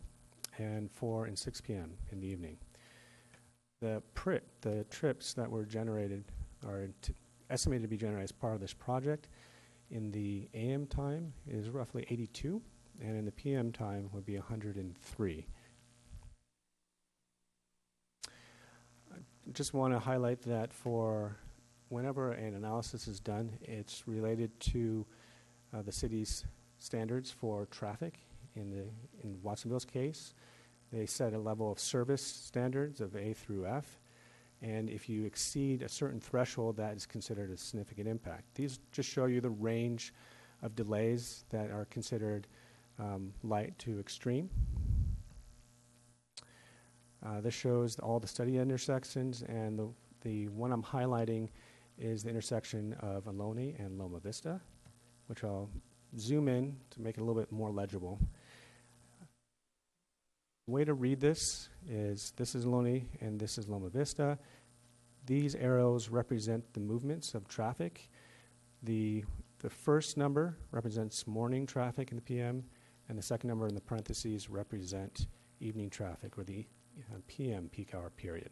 As you can see on Ohlone, as we all know, most of the traffic continues north and south on Ohlone. In terms of the project site, which would be over here, the existing traffic turning right is 37 in the morning time and 24 in the evening time. Turning left is 12 and 1. And you can see the traffic turning in. So the next slide will show you the project-related trips. As you can see, there will be an increase, and the combined contribution from the project-related trips onto existing conditions is shown here. What this means in terms of the overall delay is this shows, again, existing conditions. As you can see here, this represents the delay on Ohlone. There's very little delay at this intersection. Whereas on the side streets, they fall within categories of C and B. So you're looking at roughly 16 to 11 seconds delay on average at that particular intersection. And if you just look at this figure, the contribution from the project will result in approximately 2 seconds additional delay for that particular intersection. I'd like to sum up the staff presentation now by summarizing the proposed project. Provide 150 units, a mix of housing types from single family to row-style townhouses. They're found to be compatible with existing and planned residential neighborhoods on adjacent properties that meet the intent of the city's general plan goals and policies. This also helps utilize the city provisions in the municipal code regarding planned developments to allow modifications to subdivision and zoning district development standards, which is justified because it serves public objectives more fully than development plans permitted under current conventional zoning regulations. Also, the project design adheres to many of the principles and objectives of the city's adopted livable communities residential design guidelines, including providing more land-efficient development with narrow residential streets, providing attached row-style townhomes on small lots with alley access, houses that have front porches facing the street, centrally located common open space areas, and that should say a variety of housing types and architectural styles. As conditioned, the council can make findings in support of this project for the general plan map amendment, zoning map amendment, plan development overlay district, tentative map, and special use permit with design review, and specific development plan. This went before the Planning Commission, which adopted a resolution recommending council approve the project as conditioned. Just want to highlight a couple key conditions for your consideration in no particular order. There is a proposed stop sign condition on the approach down the hill towards the intersection with Paraiso and Del Rio Court. This is to stop traffic so that it doesn't speed through that intersection and make it safer as cars pass through. Also, there was an additional measure that was included by the Planning Commission to evaluate traffic at the intersection of Ohlone and Loma Vista upon build-out of this particular project to understand how the intersection operates once the project, or were the project to be approved and constructed. There's also CC&Rs that are required, and the purpose of this is to establish an HOA. And here's a number of the specific provisions for the maintenance of open space areas, obviously required in a budget, prohibiting additions or remodeling of structures, requiring that garage interiors not be converted or used for any other purpose that could interfere with parking, and last but not least, that require the HOA should not dissolve or relinquish their maintenance obligations without review by the city manager and approval by the city council at a public hearing. There's some other additions to the CC&Rs that detail maintenance requirements for the detention basins, nature trail, and adjacent landscaping, and that's in the tentative map condition number 13. And the following condition number 14 is intended to address potential homeless issues. And so as part of the CC&Rs, there were requirements about notifying the police, cleaning up if there's encampments, if the city has to provide services, that there would be fees collected for that paid by the HOA. And if issues continue to persist, but beyond a 3-day period, the city may move forward with cleanup and charge fees for service to be paid by the HOA. There's also requirements, obviously, to report any suspicious activity, and this is an example of the signage that would be posted. I'd like to conclude my presentation and turn it over to the mayor. I believe you looking to open up for a public comment, and thank you very much, Mr. Meeks. You know, we received 3 different big packets on this last week, and I don't know if the council's had a chance to go through every page. I think there's probably about 1,000 pages of documentation, and I know that the public wants to weigh in on this too and offer some suggestions, and so I will allow the council to ask any questions at this time, knowing that this is going to come back to us in maybe some other fashion or so, and so let's see what the council has on their mind, and then we'll hear from the public. Councilmember Dutra.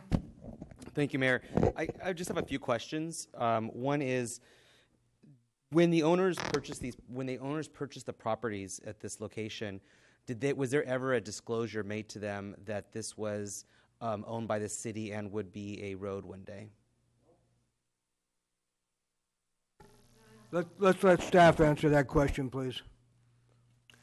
I'm not aware of that they were provided disclosure as part of them gaining title to their land. Obviously, the public access easement is recorded as part of the tentative map or the final subdivision map for that housing development, but whether or not the realtor agents provided that information to them, it doesn't sound like they did. Okay, so that's maybe something we should look into.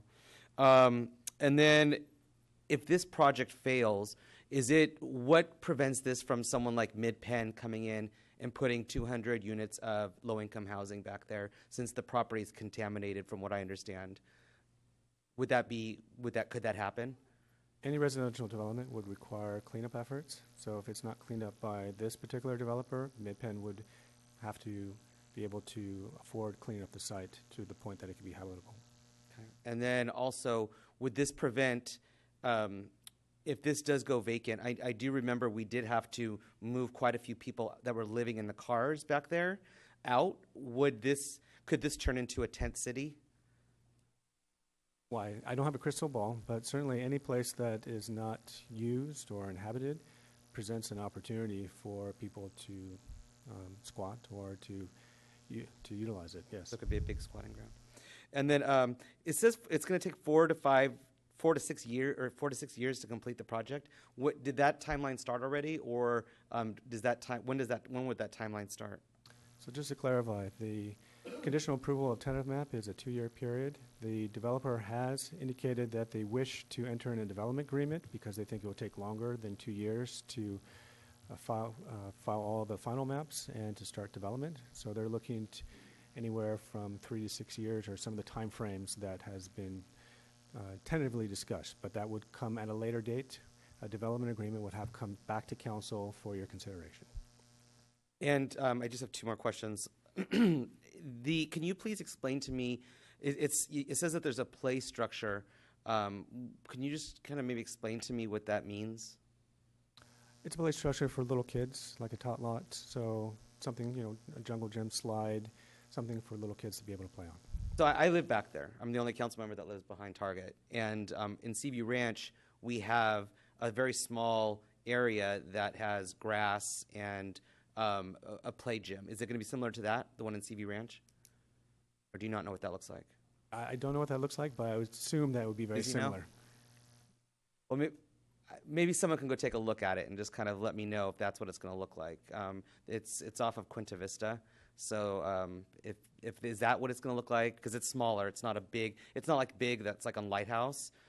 So I'm just kind of curious. So It'll be smaller. So if you can maybe come back to me with that. And then my final question is, of course, it's the one I didn't write down that just popped into my head. We can come back. Come back to me, yeah. Sure. I just totally forgot what it was. Councilmember Garcia, you're next. I just have 3 questions. There's a lot of mitigation that needs to occur regarding the environment during Phase 1 and Phase 2.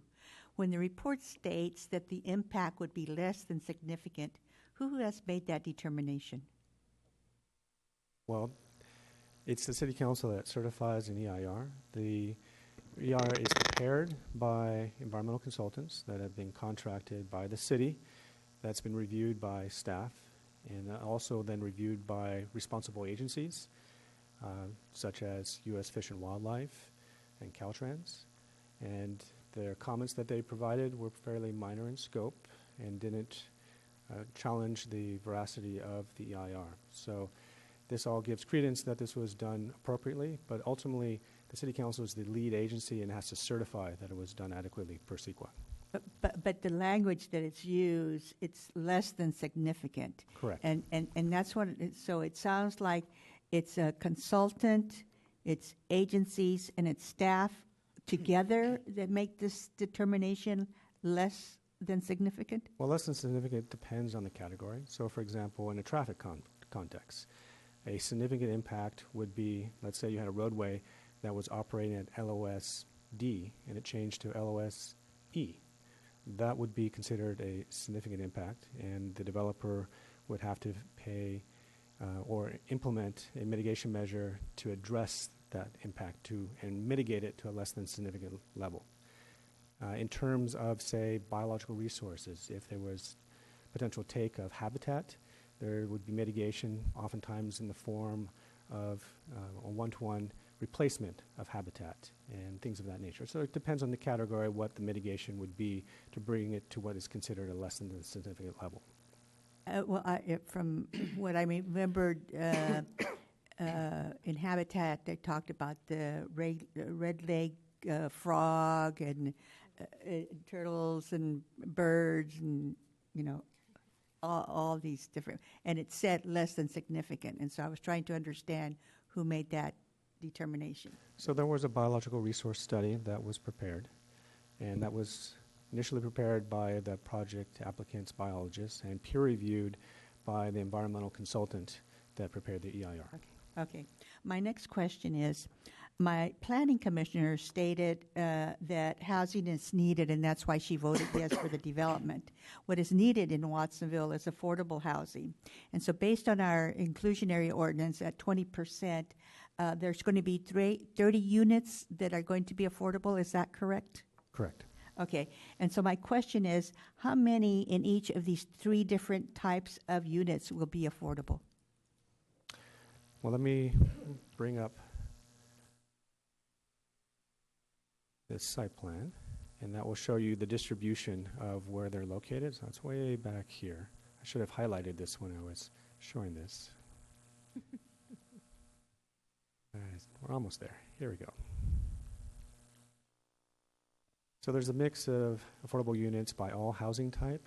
Oh, So okay. within the single-family ones, there's ones shown in yellow. The J units are the affordable residential housing units. The D1 and D2 units are the duplex-style townhomes, and the I and H units are the row-style Got it. affordable units shown in Okay. yellow. I just wanted to make sure that they were spread amongst all 3 units, Yes, they are. types of units. Okay. And my final question is, I understand that a bridge for pedestrians and bicyclists is going to be constructed. Can you please give us more information on this bridge and show on the map where it be located?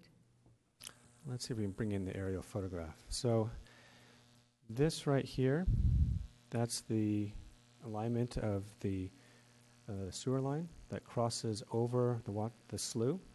And so Public Works plan, as shown in the city's pedestrian and bicyclist master plan, is to provide a bridge across this pipeline and thereby bridge the trail on either side. And so the residents, there would be a pathway towards that bridge? Correct. So one of the conditions for the tentative map is to require an access easement from the trail, like a spur, that would lead to this area so that if and when the city has funding to move forward with such a project, then the trail would be extended and connect to this bridge and, again, provide a trail connection for the trails on either side. Okay, that concludes my questions. Thank you very much. Councilmember Hernandez. Few questions. You said there's going to be one open space that has tables and stuff like that. Is that also going to be like sort of a grilling pit area? And I'm wondering who would have control of that, because it would need to be administered by somebody, because 150 residents, and I mean it shows that there's a need for open space with the amount of people that we have here today. But what's that public space going to look like? Other than the tables that you guys mentioned. So for the open space over here, this is the observation deck amenity next to the public access trail. We have the tables. There's also a barbecue grill. All of this would be privately maintained by the HOA. Okay. And then the picture that shows the overview of everything, that middle road, has it been vetted by the fire department for emergency services to access? Because there's no other access from the front roads. That's correct. So there's the primary access, and there's also a secondary emergency vehicle access here. So there's 2 points of entry for emergency vehicles, and then all the streets, the turning radii, meet the minimum requirement for fire trucks to be able to make the turn. And it was mentioned that for the park space that there is going to be some sort of process for in lieu of fees. Is there any possibility that we can actually dedicate some more open space or playground? Or again, that's in lieu of providing a public park, and to do so for a project of this size would require roughly, I think, half an acre. So it would take up a significant portion of the project. The applicant has, based off of their proposal, not elected to do so, and that's why they would pay. That's why they're being required to pay the fee. And my final question is, I see the renditions of the road, but I mean, how safe can we make a road? Can we make something that's safe that has, I'm using Front Street as an example, on District 1 Front Street, not over there. where it's narrow, has sidewalks, and it has speed bumps. Can something be made? And even they complain that they still speed through the speed bumps. But can something like that be made, where it's safe and? Well, I mean, that's something that we could look into, and then certainly we can have the traffic consultant share his professional opinion. They're not here now since this was going to be continued, but they will be at the next meeting, and that may be something we want to revisit. Thank you. Thank you for your questions. Anyone else got some questions here? Councilmember Bilcich, is that a finger wag? Yes? Sure. I looked at your tandem parking, and in the driveway, I don't remember which slide it was. Did I see something like 7 or 8 feet for the driveway? That was a setback distance for one of the duplex style units, for example. Yes. Can you pull that up? Let's see.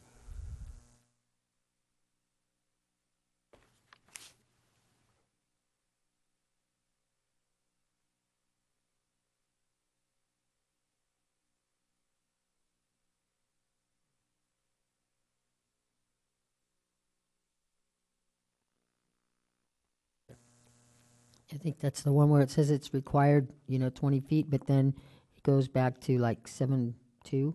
Correct. 7.0, 10 feet. So what is all of that about? So for the front yard, we avoided the problems that are in Santa Victoria and other communities where there was a plan development that allowed for the front yard setbacks to only be 17 feet, and because of that, the driveways are only 17 feet, and the cars that are parked in those driveways oftentimes extend and block the sidewalk. So what we did here is ensured that these driveways were 10 feet or less to ensure that no cars would be parked and block the sidewalk. And which units have that? These are the duplex. So these are the unit types. The Ds and Cs are duplex style units, and you can see they range from 10 to 4 feet setback. So anything from, say, like this short. So those individuals, if I have a 4-foot driveway, that means I have my 2 cars in the driveway, in the garage, and then do I have additional parking on the street or what? So additional parking on the street, which are intended to accommodate guest parking, are shown here, for example. So here's the duplex styles, and you can see in between the driveways, there's a number of parking spaces nearby. But is that accounted for as the guest parking, so to speak? Correct, because the city's requirement for instance, a 3-bedroom duplex or even a 2-bedroom duplex is the same. It's 2 cars. Okay, thank you. Thank you very much. Councilmember Kaufman Gomez. Thank you. I have asked quite a few questions of staff. There on the site plan that we have here that's A100, which is pretty much the plat, it's really difficult to see some of these keynotes, as well as some of the signage that's down here. And parking seems to be an issue. Are we going to do anything, or the capability of doing anything that allows some sort of a parking policy or permit process for parking for this particular subdivision, so that we don't see the overflow that's going on? I know that we have that as an issue with many of the subdivisions, and if we can remediate it, how would we do so, and has that been part of the discussion? Well, all these are private parking spaces, and the applicant is proposing to have a residential parking program implemented as part of that. So only those that have a permit, which would be given out by the residents and administered by the HOA, would be allowed. So will that be part of the CCNRs or the HOA kind of format so that somebody could actually read about that or have it with their disclosures? Yes. And again, the CCNRs will come back to the council, first reviewed by the city attorney.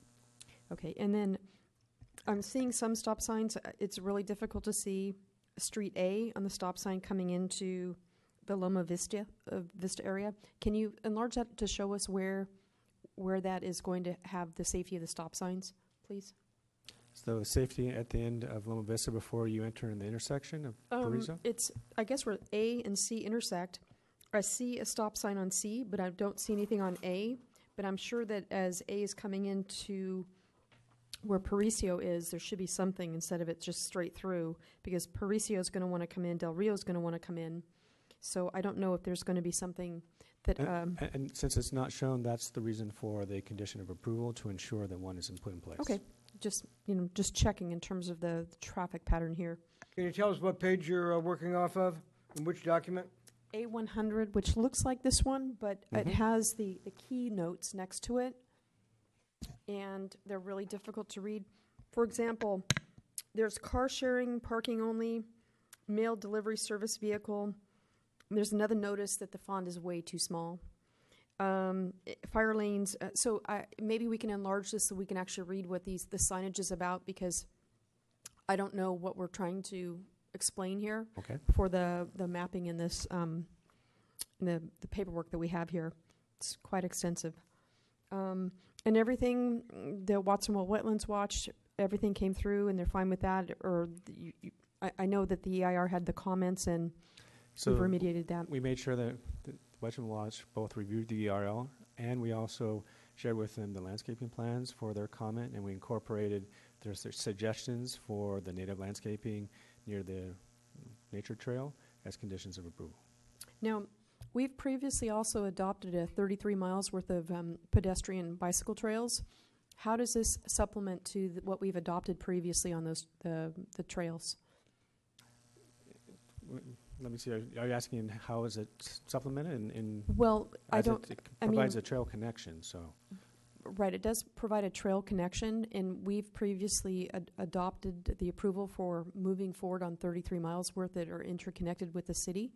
So was this part of the plan? Is this in addition to the plan that we've already adopted in terms of this subdivision and how it relates with the foot traffic and the trails that we've already been cleared on? And let me ask a clarifying question, just to make sure I understand. That mileage that you're quoting, was that part of the bike and trail master plan? The trail master plan, I believe. Okay. Well, this would both implement and further extend that. If you look at that section of the bike and trail master plan, it shows a trail connection through here, and from this point, the bridge.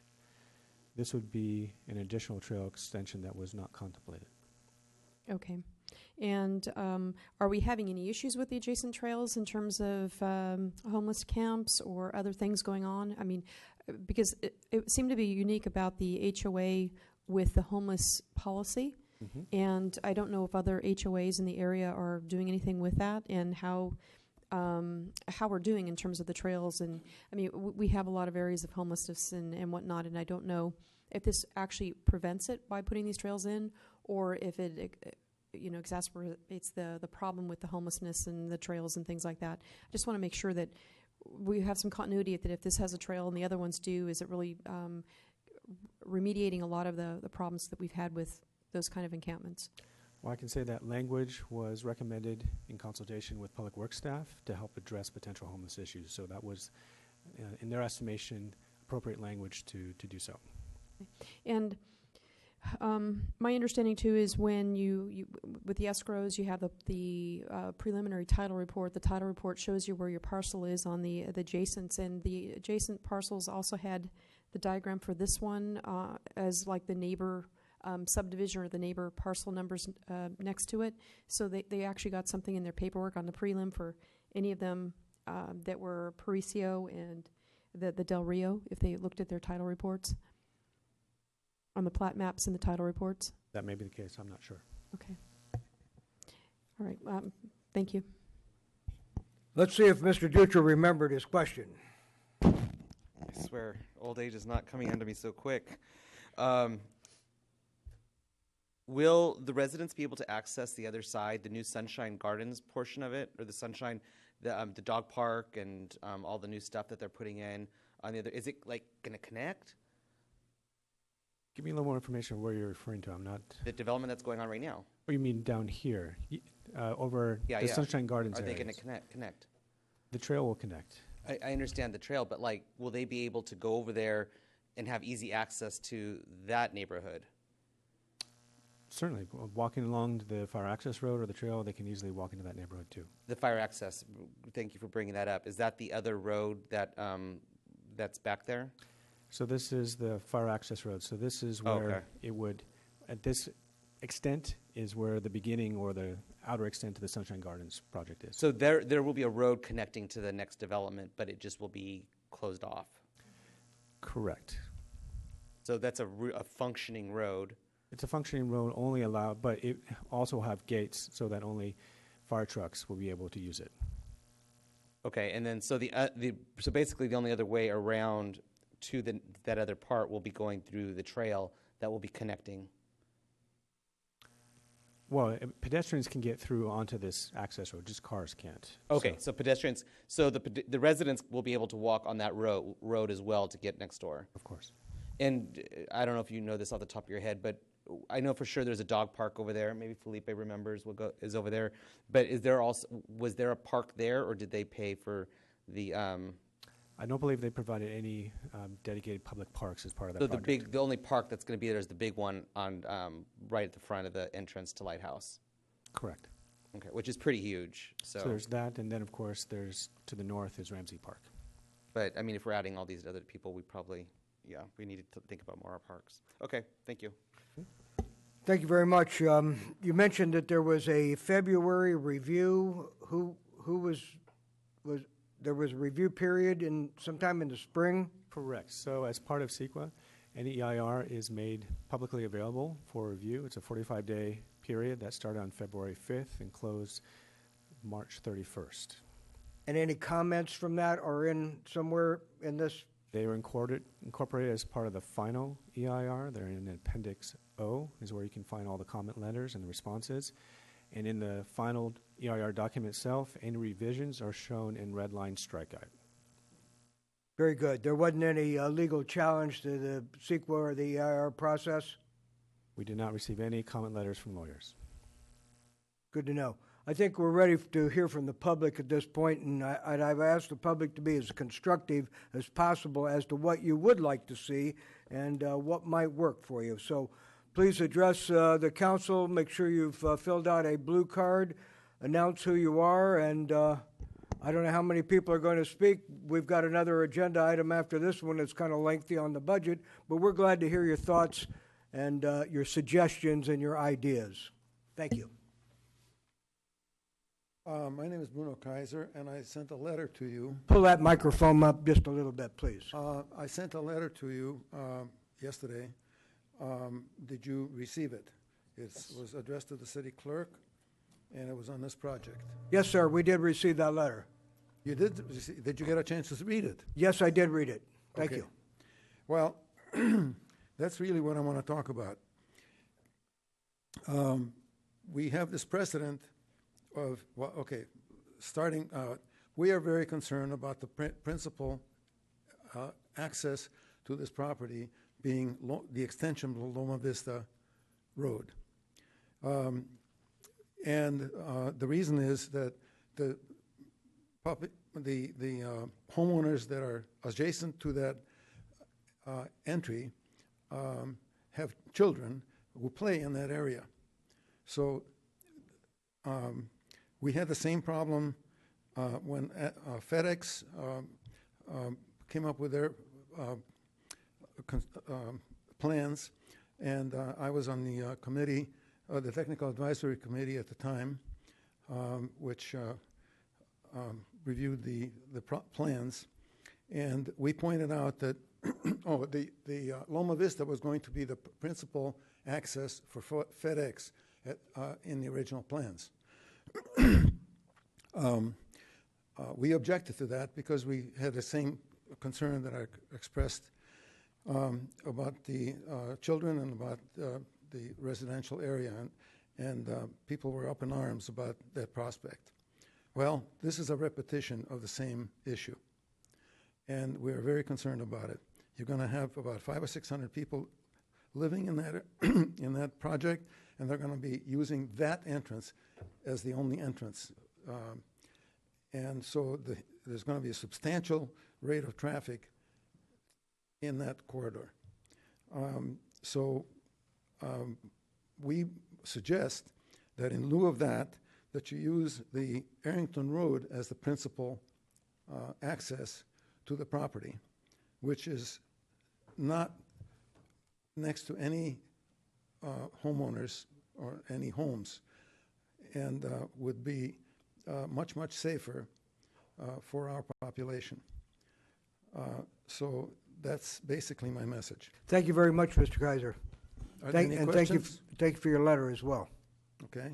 Thank you. No questions? Let's have the next speaker, please.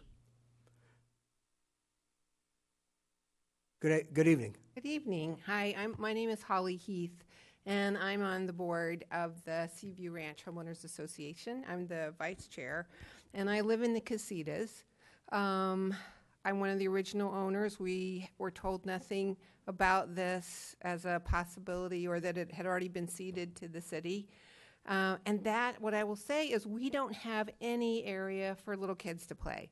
Our kids, all the little kids in our casitas play in the street and on that little plot of land that is now going to be turned into a road. I'm really concerned for them.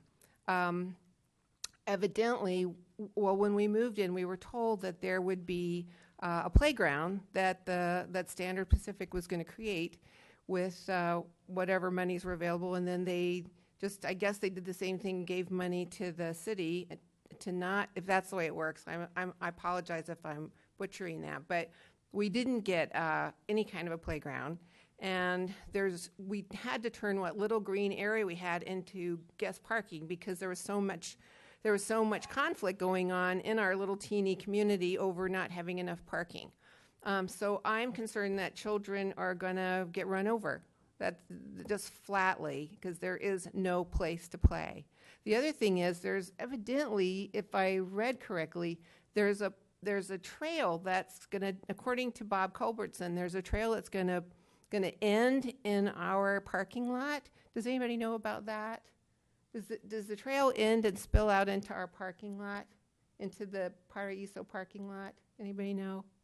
Anyway, that's something we're concerned about, because if the trail indeed spills into our parking lot, my guess would be people would want to park where the trail ends. So we have no such availability. Anyway, I will let everybody else speak because I know people have much more to say. Thank you so much. Thank you, Holly, and your comments are well noted here. Thank you. I hope staff's taking notes, right? Next speaker, please. Hi, I'm Carolina Portillo Franco, and I'm also on Pull the Seaview- microphone down just a I'm bit. short. Thank you. I'm also on the Seaview Ranch board, and I'm also a Casitas homeowner. Originally purchased it back in 2004. And I also was not aware that Loma Vista would one day possibly become a thoroughfare to another development. I appreciate the presentation tonight, and I don't think anyone here is really disputing developing that land into more homes, because we do see that need. However, the dispute, and I think what's so frustrating, is that no one's really looking out for the kids in the community that's already there. And how Holly said, we have taken that lawn, we use it as a park. Earlier tonight, someone said parks make life better. You all gave out an award. Well, that's our little park. People have picnics there. They have birthday celebrations. You know, that's where our community can come together. And I think that's needed. It helps keep crime out, which is another thing. This Sunshine Vista Phase Development Project, on page 68, it states that there will be a trail that will extend down to Paraíso Court. That's problematic. As a board and as a Seaview Ranch community, we've been so diligent about keeping homeless camps out. We've had fires down there.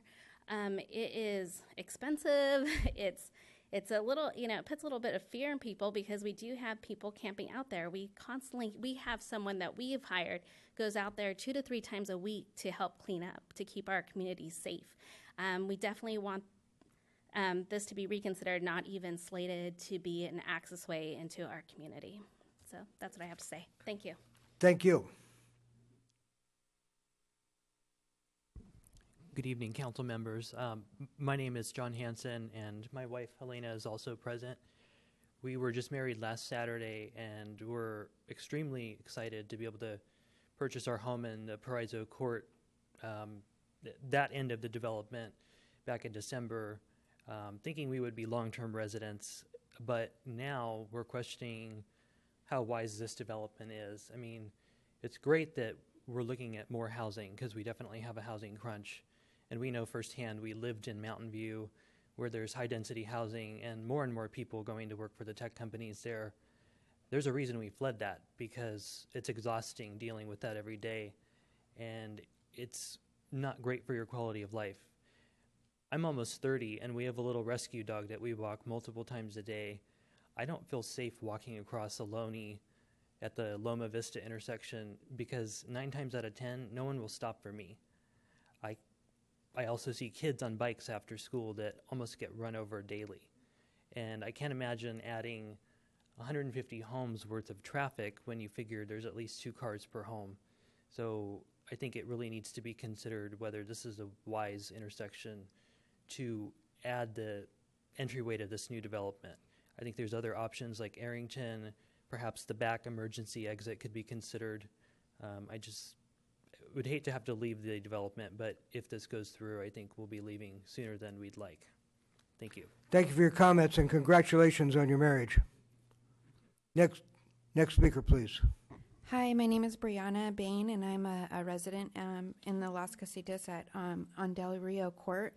I have no objection to this development being built. I'm just asking for it not to run through our neighborhood. As far as my letter, I'm just going to read it. There's 18 of 30 of my neighbors here, and I'm speaking on behalf of most of my neighbors who are not able to be here and were not notified at the beginning of this development. We feel that we have been blindsided to the city's development plans, or not the city, but these person's development plans for the Loma Vista extension. My neighbors and I have had only 6 days to voice our almost too late opinion, thoughts, concerns, and feelings about this huge change within our subdivision where we live and they do not. As soon as you step out of our front doors, there are only a few steps before you hit a street with vehicle traffic. Children ride their bikes up and down our street because that's their only area other than this piece of lawn that they're going to plow through to make this extension. This will be causing our children to be in a traffic zone. We bought our home in the Las Casitas area subdivision in 2010 because it's a quiet, safe place, and I can let my daughter go outside without having to supervise her 24/7. And by building this extension through our homes will be impacted by more traffic noise, safety issues, public safety concerns, congestion, and a loss of peace of mind knowing that my kid will no longer be able to play outside without supervision.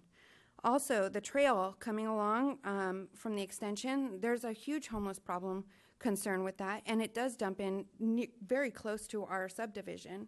And I think that I have multiple neighbors with surveillance of, different things. Our tags have been stolen, looted. We're getting pilfered all the time, and we have video of this all the time. And if this trail is going to happen, this is just like making it more of an outlet for these things to continue to happen. And as a resident, I'm asking to please not build this extension at least through our land, and that you can use the Arrington, which has been the road to go to the junkyard this whole time. So if that was the access road this whole time, don't throw it through our neighborhood. And that's just all I'm asking. Go on with your development. Just don't throw it through our neighborhood. That's all I'm saying. Thank you. Thank you for your comments, and if you wish to submit that letter for the record, we'd be glad to have it. Next speaker, please. Hi, my name is Mona Arriola, and I've been an original owner since 2004. I want to address the impact of quality of life in our neighborhood and safety issue if this roadway happens. So none of our townhomes have sidewalks, driveways, or front yards. We literally open our garages and reverse directly into the street. We walk out our front doors to no sidewalks at all in our neighborhood. To get to the sidewalks along Lonely Parkway, our families have to walk or ride our bikes on the edge of the road that is directly in front of our neighbors' garage doors until we cross over to the edge of the sidewalk to get to Lonely Parkway sidewalks. Our homes have limited outdoor space for our families to play and enjoy. The very small green areas we have are very needed and utilized by our families. Putting this roadway through our neighborhood will be devastating to the quality of life outdoors for our families. This small green area has been a constant safe area in our neighborhood for our kids to play since these homes were built. Please don't destroy that. Earlier, the Parks and Rec director said, parks make life better. Yes, they really do. They really do. Please don't take our little park away. Thank you. Thank you for your comments.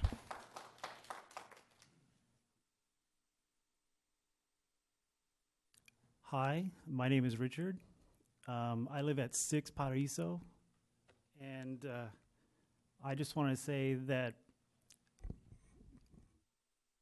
if you do the calculation, about 150 units are going to go in, and imagine 2 cars for each house. And so that's 300 cars going through there every single day. And I stand the most to lose since I'm sitting right on the corner of this new stop sign. And so 600 cars just going to this development are going to go, 300 cars are going to go straight past my house every day. So they're going to rev up their engines, go up the hill to get up to this development, and then they come down and then rev their engines going right past my house. Let's talk about the schools it's going to impact. My wife is a teacher or was a teacher at Landmark. Now she works at the district. And she's looking at, let's say, one child is in each household, so it's about 150 kids that are possibly going to be walking down this one way up and down to this development. And there's only 2 elementary schools in the area, and they're going to have to come through this one place. They're going to have to come up and down, walk through here, not to mention all the high school kids are going to PV. They're going to have to walk through here all the time. So my house is going to see a lot of new traffic. Now, also, my parking spot that the HOA has designated for me is going to be right where this street is going through. So I'm going to lose a parking spot. The developer has said that it's going to be a standard 2-lane road. Now just picture a standard 2-lane road going up there, along with drainage, along with the sidewalk. I think I'm going to lose my parking spot because of this. Now, the HOA has been collecting dues from all of us to maintain that spot.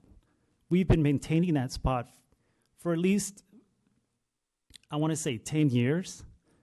And that's your property, I guess. What I understand, it's the city's property. So they're just going to take it back after we've maintained it.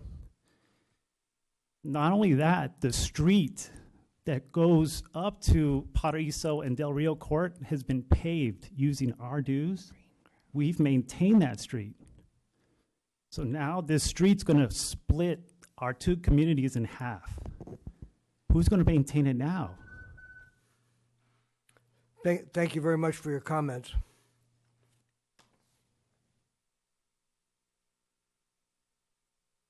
Good evening, Mr. Mayor and City Council members. Before I begin, I would like to wish the City of Watsonville a happy 150th birthday. Thank you. Can you tell us your name, please? My name is Noriko Akiyama Ragsack, and I reside at 14 Paraíso Court. I take pride in being a resident of this city for almost 50 years. My parents are now retired, but were hardworking farmers in the Royal Oaks area. I attended Hall Elementary School, E.A. Hall Middle School, and Watsonville High School. I have fond memories of growing up in this lush agricultural community. After my divorce, I was able to achieve the American dream and purchased a townhome in the Seaview Ranch development. My children were able to enjoy and experience growing up in a safe and quiet neighborhood. Last night, I attended a meeting that our Seaview Ranch Casitas Committee organized for the Loma Vista Future Expansion Plan. I was surprised and happy to see many Casita townhome residents gather to voice their concerns. Most of us were not aware that a road was planned to be cut through our lawn area. Also in attendance were 2 representatives from the California Sunshine Development. In my opinion, I am suspicious that a developer can come in and flash millions of dollars to our city. On the surface, it seems to me that they are adding revenue to Watsonville, but with any business, their bottom line is to make a profit. What loyalty do they have to our city? Will they be around for the next 50 or 150 years? What if they lived on Paraíso or Del Rio Court? I'm sure this matter would not be on tonight's agenda. The Wetlands of Watsonville area already has the Blackbird Townhomes project and the Sunshine Garden housing development in progress. Isn't that enough, especially to the 23 wildlife species whose survival is in danger? The planned expansion of Loma Vista Drive will be a safety hazard for our neighborhood, especially with an estimated 411 vehicles added to the area. The children and future children of our community should not have to worry about walking safely to school. I am in my golden years, and there are certain times during the mornings and evenings that I do not feel safe walking my precious dogs down Loma Vista Drive and crossing the street on Ohlone Parkway. Let's keep the city of Watsonville, quote, a safe, healthy, and environmentally friendly community, unquote. Please do not allow the construction of the 150 dwelling units proposed by the California Sunshine Development. Thank you for your time and consideration. Thank you very much. Next speaker, please.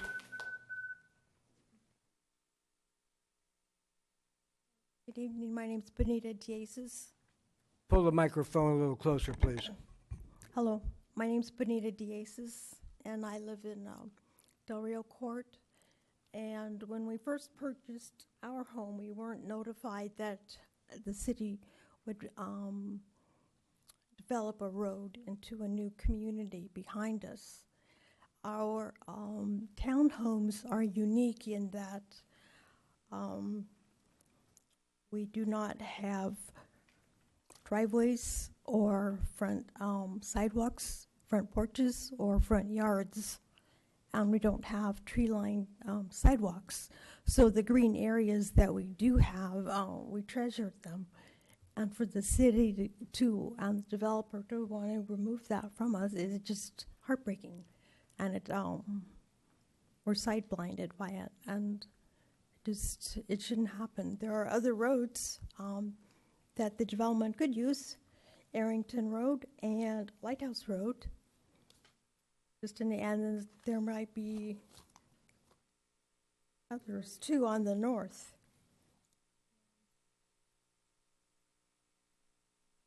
I think it's unnecessary to go through our Del Rio Court. And it will make, when they tear that out, right now it's beautiful. We have pine trees and it's a green area and it's beautiful when you drive in or drive by on Ohlone Parkway. And now if it's going to be torn out, it's going to be 50 feet of blacktop and then retaining walls and gutters and that. And it will make our entrance and our home ugly and it will destroy it. Was once beautiful and we took pride in, and now it's going to be removed. I think they should consider other roads to enter their project. That's all. Thank you. Thank you very much. We have next speaker, please. Hello. My name is Silviano Cruz, and I live in 38 Paraíso Core, which is at the end of the place where it's planned to the walking area, I suppose, to be connected. I have 3 points to say. The first one is the wildlife, safety for the kids, and traffic. Wildlife. I live right next to almost, I can see the view from the junkyard from my house.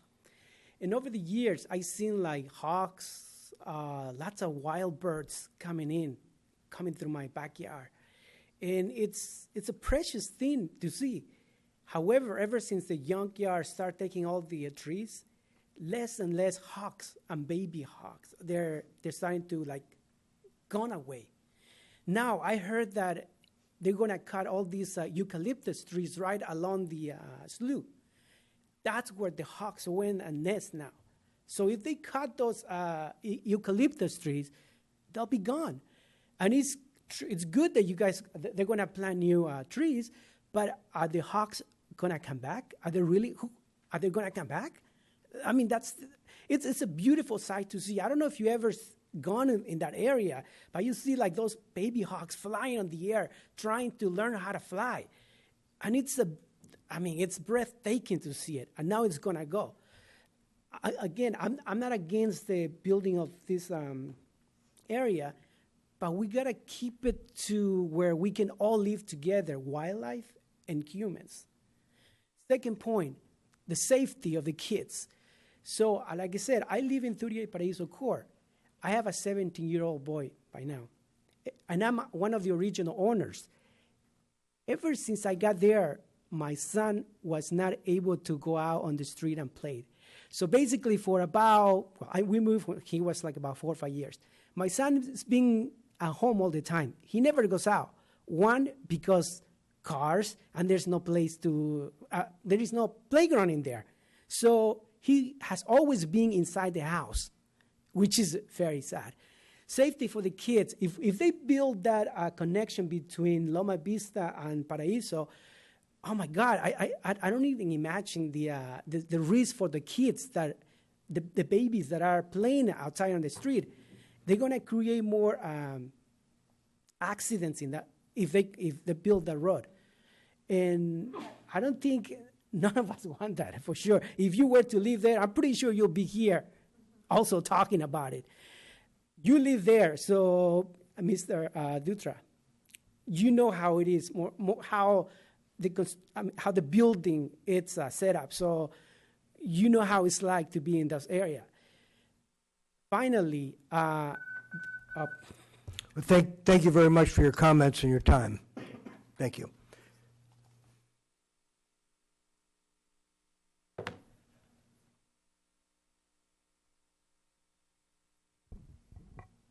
Hi, my name is Jonathan Nieves. I am also an original owner of the residential area of Las Casitas.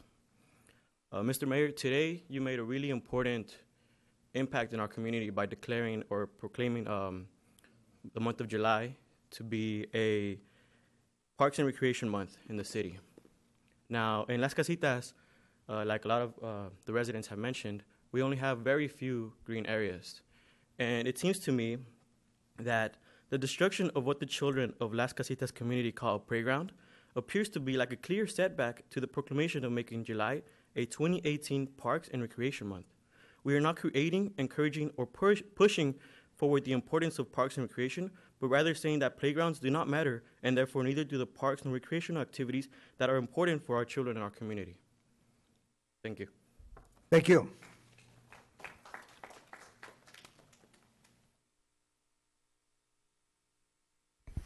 Good evening. My name is Bob Culbertson. I think I've been referenced here. But I work with Watsonville Wetlands Watch, and I was aware of the original plan and made comments about the original plan.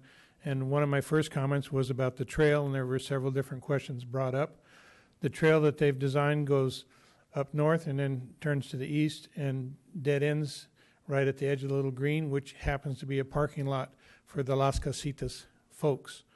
And in the trail plan, they show a staircase and a ramp there that goes within their own project up to a handicap parking spot. And yet the letter that I got, the first thing I said was, in the master plan that was approved by the city council, it shows a bridge going over to connect to the trail that connects to Ramsey Park. So when we talk about park open space, there's a little tiny play area in the center of this area, but Ramsey Park is a very short walk away if you have that trail connecting bridge, and Ramsey Park is one of the best parks in the county. There's slides, swings, soccer, baseball, the whole works, a very short walking distance from this proposed subdivision and from Las Casitas. Folks, there's no play area in the Las Casitas subdivision. So that need for a park, I thought, the bridge should be there. And I asked originally, why haven't you proposed putting a bridge across? And I was answered fairly by the developer and by the state, say, well, we don't own that. That'll be a later project. I said, how about putting a footing down so that we'll have a place to build the bridge? And they said, no, we won't do that. But we will, and in the answers I got to my letters that I wrote, they said we will have an easement that will allow us to build a bridge later. Now, Watsonville Wetlands Watch has worked with the city to try and build some other bridges and areas, for example, down coming into the Potter Valley High School. We're getting grant money so we can have a path and a bridge. So I'm just offering to you that Watsonville Wetlands Watch would be happy to work with the city to get that bridge in, because these people need it. The people that are there now need it. The people, if we do this subdivision, would need it. And it is part of the approved trails plan, but currently it is not part of the subdivision proposal. The other question I had on the trail was, gee, when it ends at the end of that little green area, where are they going to go? And the written response I got back, I'll just read it to you. This trail would avoid creating a dead end at the future bridge site because the trail users could continue west of the future bridge site to an existing pedestrian facility in the Seaview Ranch development. I've been there. Actually, my daughter was one of the original residents on La Paz Court. There is no existing Seaview Ranch pedestrian facility that is wheelchair accessible, bicycle accessible. There's a 3-foot wide dirt path behind one row of houses. I guess that's my time. Yes, Mr. Culbertson, it is. But thank you very much. And if anyone wishes to submit written testimony to us, we welcome that. We just ask that it come as early as possible. Thank you. And so that, everything can be taken in, and if there's any changes or modifications, we can plan for it. I want to thank everyone for keeping it constructive here. I hope that you felt that you were heard tonight. I hope that staff took good notes, and that when we come back with this, and we're going to continue this until the 28th of August, and hopefully we'll have some answers to you and some progress. I think, from the HOA standpoint, somebody kind of needs to go back and research the deed and the HOA easements and see what that really, what transacted real estate wise in that negotiation and that process of forming the HOA and the homeownership association. So I want to thank you very much. I'm going to continue the hearing on this project, on this application until the 28th. Mayor, are you not going to bring it back to council for additional questions we might have? Certainly, if that's your request. Yes, I do have. It's a two-part question. Go ahead. Okay. There was mention about that there's a roadway for emergency, and I was just wondering, why is it just for emergency, and why couldn't it be another roadway for access into this development? That's the first part of my question. So this emergency access road here crosses another property that the applicant does not own, and therefore does not have the right to construct a road other than providing an emergency access road. So does that roadway belong to the city? No. The property does not own, it's not. Or owned by belongs the to somebody else? Correct. Privately? Oh, okay. I didn't understand. And they did not sell the access for them to construct a public road across. Got you. Okay. And so the second part of my question, several comments said that originally into this general area, the Arrington Road was used. And I'm wondering, why did the developer decide to change to Loma Lista versus using the Arrington Road? Arrington Road is within a 30-foot wide public access easement on the back side of the Seaview Ranch area. And so that's a unimproved dirt road. That doesn't meet city standards of a 50-foot wide right-of-way for a public access road. To do so would require additional width for them to be able to provide the type of roadway that would be required for providing access. I think that's also a question for the applicant, and I think that they'll probably have some more information that they want to share at the next council meeting. Okay, thank you. Thank you for your questions. Councilmember Hernandez. 3 quick questions. At some point, could there be some sort of, if the Seaview Ranch HOA dues that they're going to lose on the road, and maybe some of the in lieu of fees be used for a micro park? I know you mentioned a certain acreage site that's needed for open space, but what about micro parks? You're asking about in the Seaview Ranch area if they could provide a micro park? No. Because they share the same HOA. It's called Seaview Ranch HOA. I'm saying, can that be also, can they share funding for a micro park? I'm not aware of what the provisions are as part of the HOA and what parks they fund or what's available. That we'd have to look into that. And what Mr. Culberson brought up about access to Ramsey Park, is that doable? By doable in terms of people are able to use the trail to get to Ramsey Park, then yes. And there's a bridge that's needed for it? Well, that will shorten the distance. There's an existing pathway that extends to Ohlone that the residents can currently use, but certainly providing this trail extension that would extend through here and then a bridge through there would shorten the distance. And then a safer crosswalk would be needed at Harkins Stew, for that as well, right? It currently goes underneath the road, if I'm not mistaken. All right. Oh, through the nature center side. Correct. Okay. So that exists. And then a third thing that, not for now, but maybe in the future, I think we can use something. Is it possible in the future if we can look at, not just for this development, but different developments that happen in the future, in lieu of fees for the park space, to be used for memorandum of understandings and maintenance fees agreements with Paro Valley Unified School District to use that as park usage space? I think we'd have to explore that, but I don't believe so. So in lieu of fees couldn't be used for park usage space maintenance agreements with PVUSD in the future? Like to set up an agreement with Landmark, for example, for them to open up their I think those type, oh, please. Yeah, we would have to look at what the restrictions are for the in lieu fees for parks. We'd have to get back to you on that. Because it really is parks, you use it. All right. Thank you. Thank you very much, Councilmember Dutra. Thank you. I just want to continue with that in lieu fees. So I'm thinking there's the Sunshine Garden. They're not putting a park in, so they probably paid a fee. Correct? They had to have, right? $650,000. Yes. I was not the planner on that project, so Busy? Sorry, I wasn't the planner on that project either. Well, the rules I are if you believe- don't put no, a park if in, you pay an in lieu there's fee. no park, they pay the in lieu Okay, fee. so they paid Correct, one. yes. I mean, if there's not a park. So that's probably another $650,000.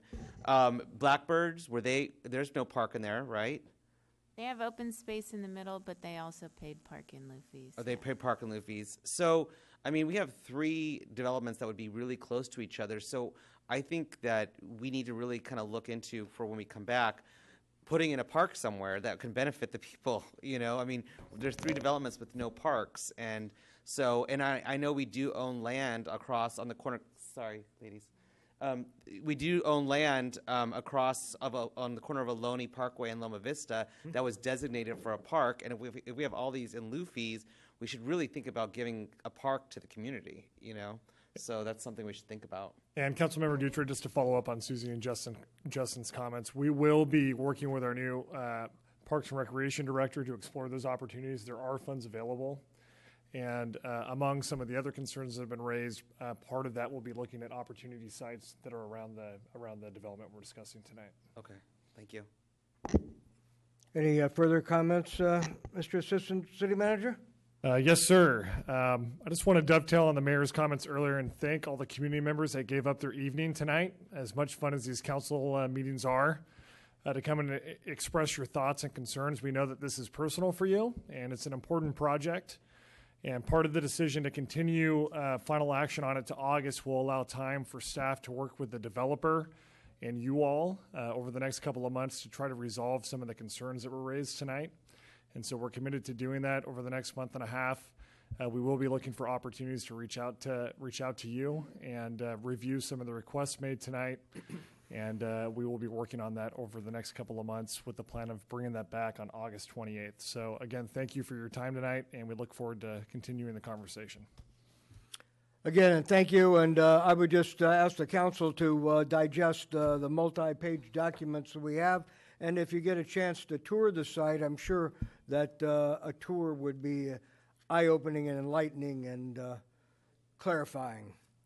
So thank you. Thank the public again for being here.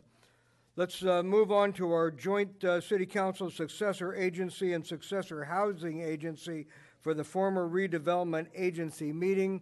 This brings us to item number B on hearings and appeals.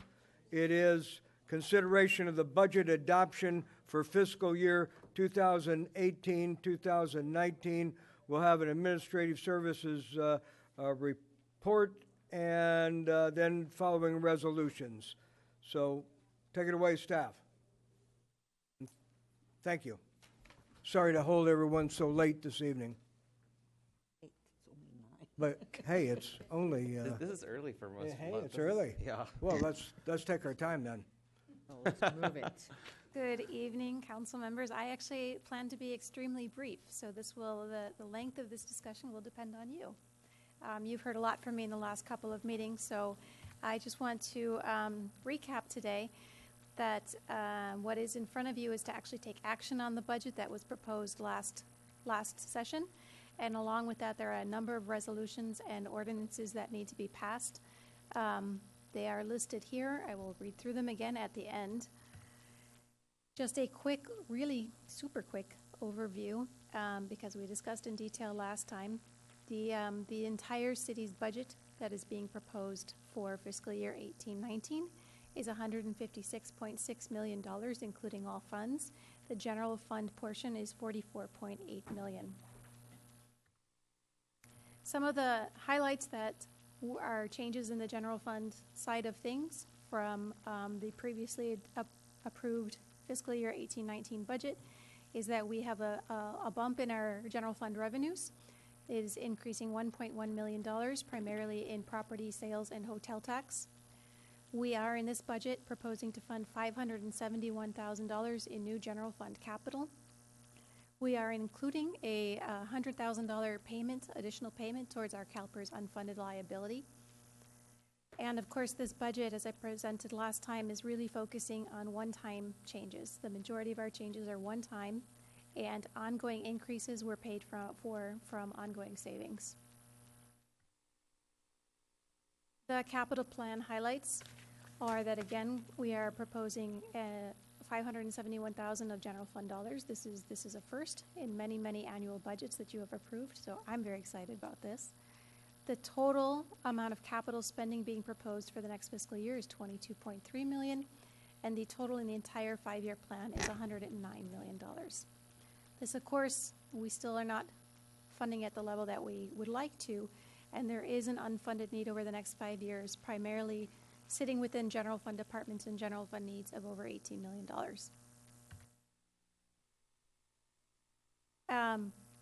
I have all of the slides here from last time, so if there's any particular portion or segment of the budget that you have questions on or would like to review, I'm happy to go over any of those sections. If not, this is a reminder of the trailer legislation and all of the pieces that are in front of you.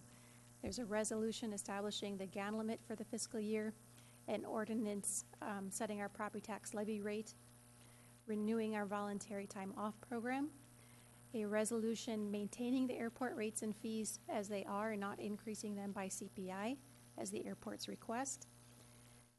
An ordinance approving an increase to your salary.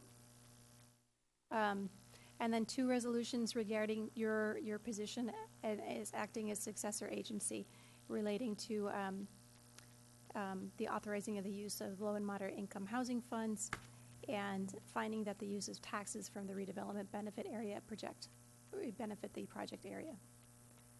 So with that, I will take any questions, and as I mentioned, I am happy to revisit any of the slides or any parts of the presentation from last session. Well, since it's early in the evening, let's have some questions. Mrs. Garcia. I have a question and a request. In 2 years, we're going to have the 2020 census. Have we established a budget for that yet? I don't think we have. I know that various departments are working on that within their current operating budget, particularly sort of the front-end work that's happening is within our IT department, our GIS staff. Yes, Councilmember Garcia, I would just add to that we are starting on the pre-planning within current budget, and as the next 2-year cycle comes up, we will be bringing, for the council's consideration, a budget around that project. Okay, thank you. And the second is a request. I think I've seen it before, but I couldn't find it. I would like to see a chart for the next 5 years that shows the increase in the yearly pension increases and the impact it has in our budget. If that could, I think it exists already, doesn't it? I actually have it in one of these slides I have here today. Could you just send me a copy of it? Of course. Okay, of thank course. you. Let's see if there's further questions on the budget. Councilmember Bilicic. I know we're talking about all kinds of fees and things that, and rates and money that we don't have, and yet we have a solid budget. But I just want to keep the paramedic station in the forefront. I've been talking about it for 8 years, and I'm not going to give up. So I know that we're talking about one-time fees. We're talking about other things that are happening in the budget, and I would just appreciate it for the people on the east side. And then at some point, if I think a way to earn some revenue would be to address some of the parking issues, residential parking issues. Okay, thank you. You're not talking about parking meters in... No, I'm not. No, okay. Just checking. Councilmember Kaufman Gomez. Thank you. Can you talk to us about the TOT? I think we're at 11, and there was some discussion about 12%, and then what the county is doing so that we're consistent. Can we talk a little bit about if we're going to do something, if so, what that would be, and if we're actually going to move forward? Sure, Mayor and Council. I shared in a update to the City Council last week that some of the other jurisdictions in the county are considering increasing their TOT to 12%. If we were to move forward with that change as well, it would need to come before the council at your July 10th meeting, correct? And so we'll be having conversations and preparing some examples of what the financial impact would be over the next week, and making a decision at that point as to whether or not it'll come before you on the 10th. Okay, so you're evaluating if we'll see it on the agenda. Correct. And the low and moderate, let's see, resolution authorizing use of low and moderate income housing funds. Can you just brief with me a little bit about how much money is there for that resolution?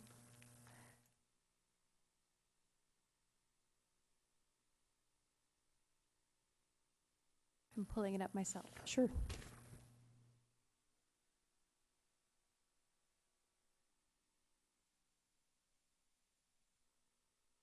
So this is approving a specific fund within the budget.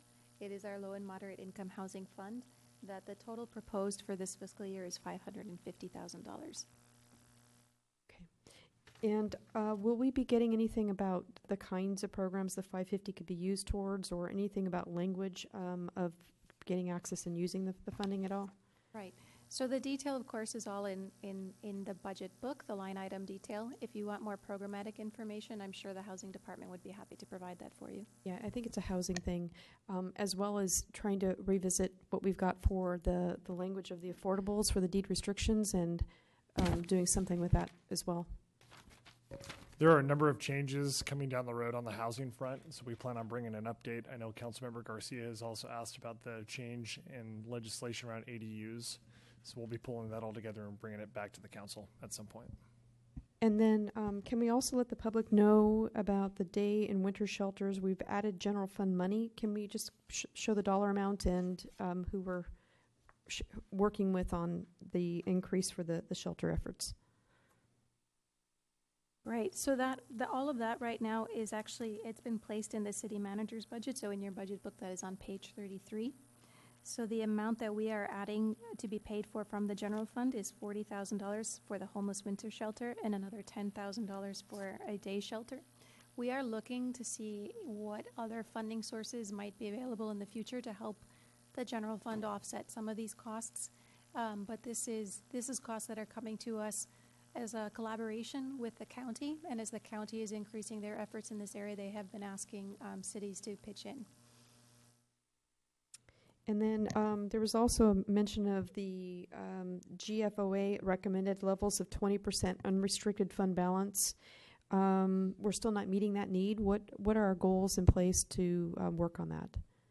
So we are not meeting the unrestricted portion. We did in the last fiscal year. We are at 20% of our entire fund balance.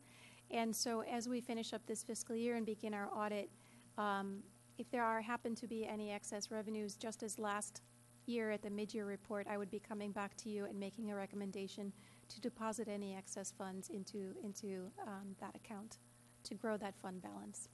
Do we have a goal in mind in terms of how much we want in that, or a percentage that I don't remember if we've actually got a policy in place of what we want to do to adopt that. We did not adopt a policy of when we wanted to reach that target. I feel confident that we will get there, and I think for now, there's so much competing interests for Watsonville's money that I kind of want to just see where we're at year end, and then we can make a decision based on the competing needs of the city. And Mayor and Council, just to add to Cindy's comments, our top three priorities are going to continue to be, as one-time funds become available, to increase our fund balance and that unrestricted reserve to pay down some of our unfunded liability on the pensions, and also try to get after all of our deferred infrastructure maintenance. Those are going to continue to be our three top priorities as we have one-time funds that become available. Thank you. Thank you. Other questions on the budget, please? Seeing none, we'll open the public hearing. This is the time for the public to advise us and caution us on all matters budgetarily before us.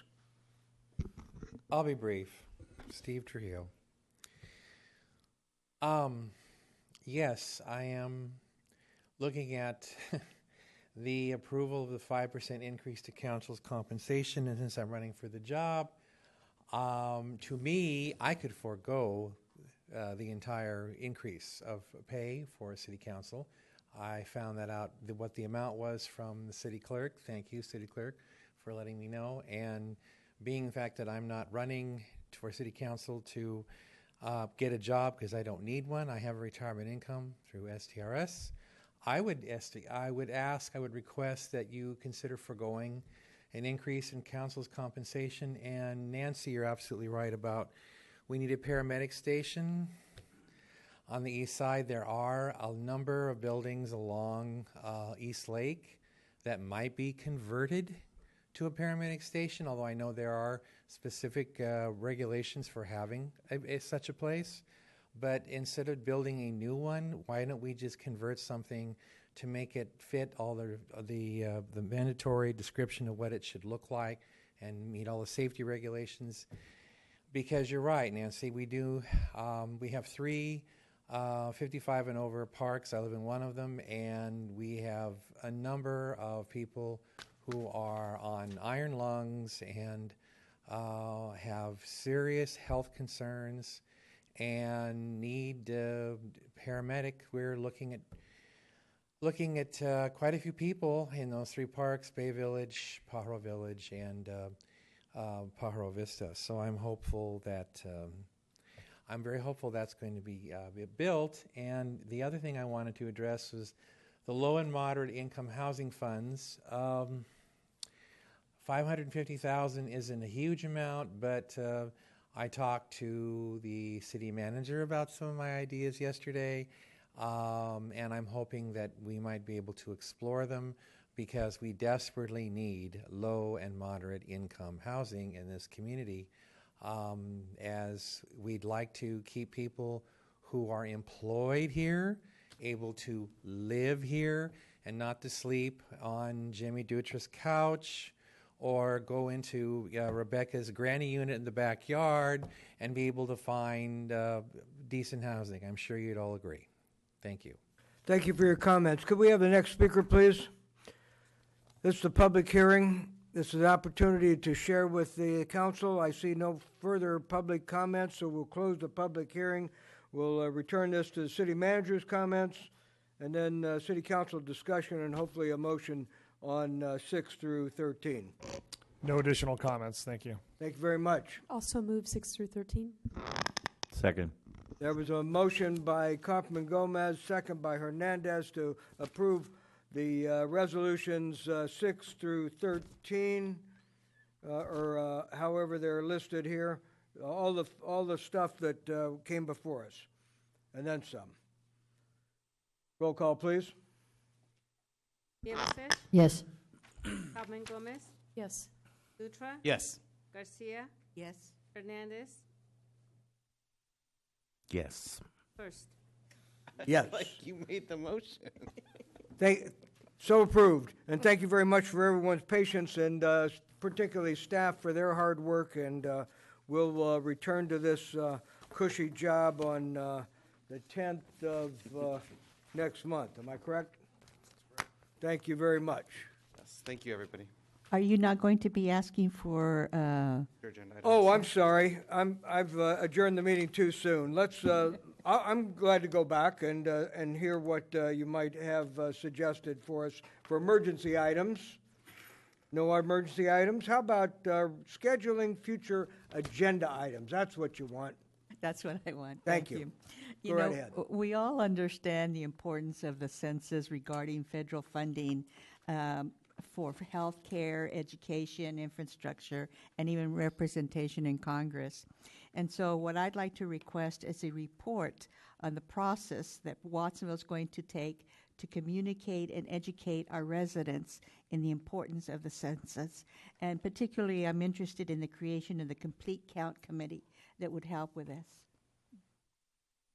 Thank you very much, and I fully agree. I think the census is critical to our future and our revenue stream with the state and federal, and it's kind of nice to know how many people are actually in Watsonville too. You know, what just popped into my mind, perhaps some of that report could include if we can identify areas that we didn't do so well in the past that we might need to do some extra.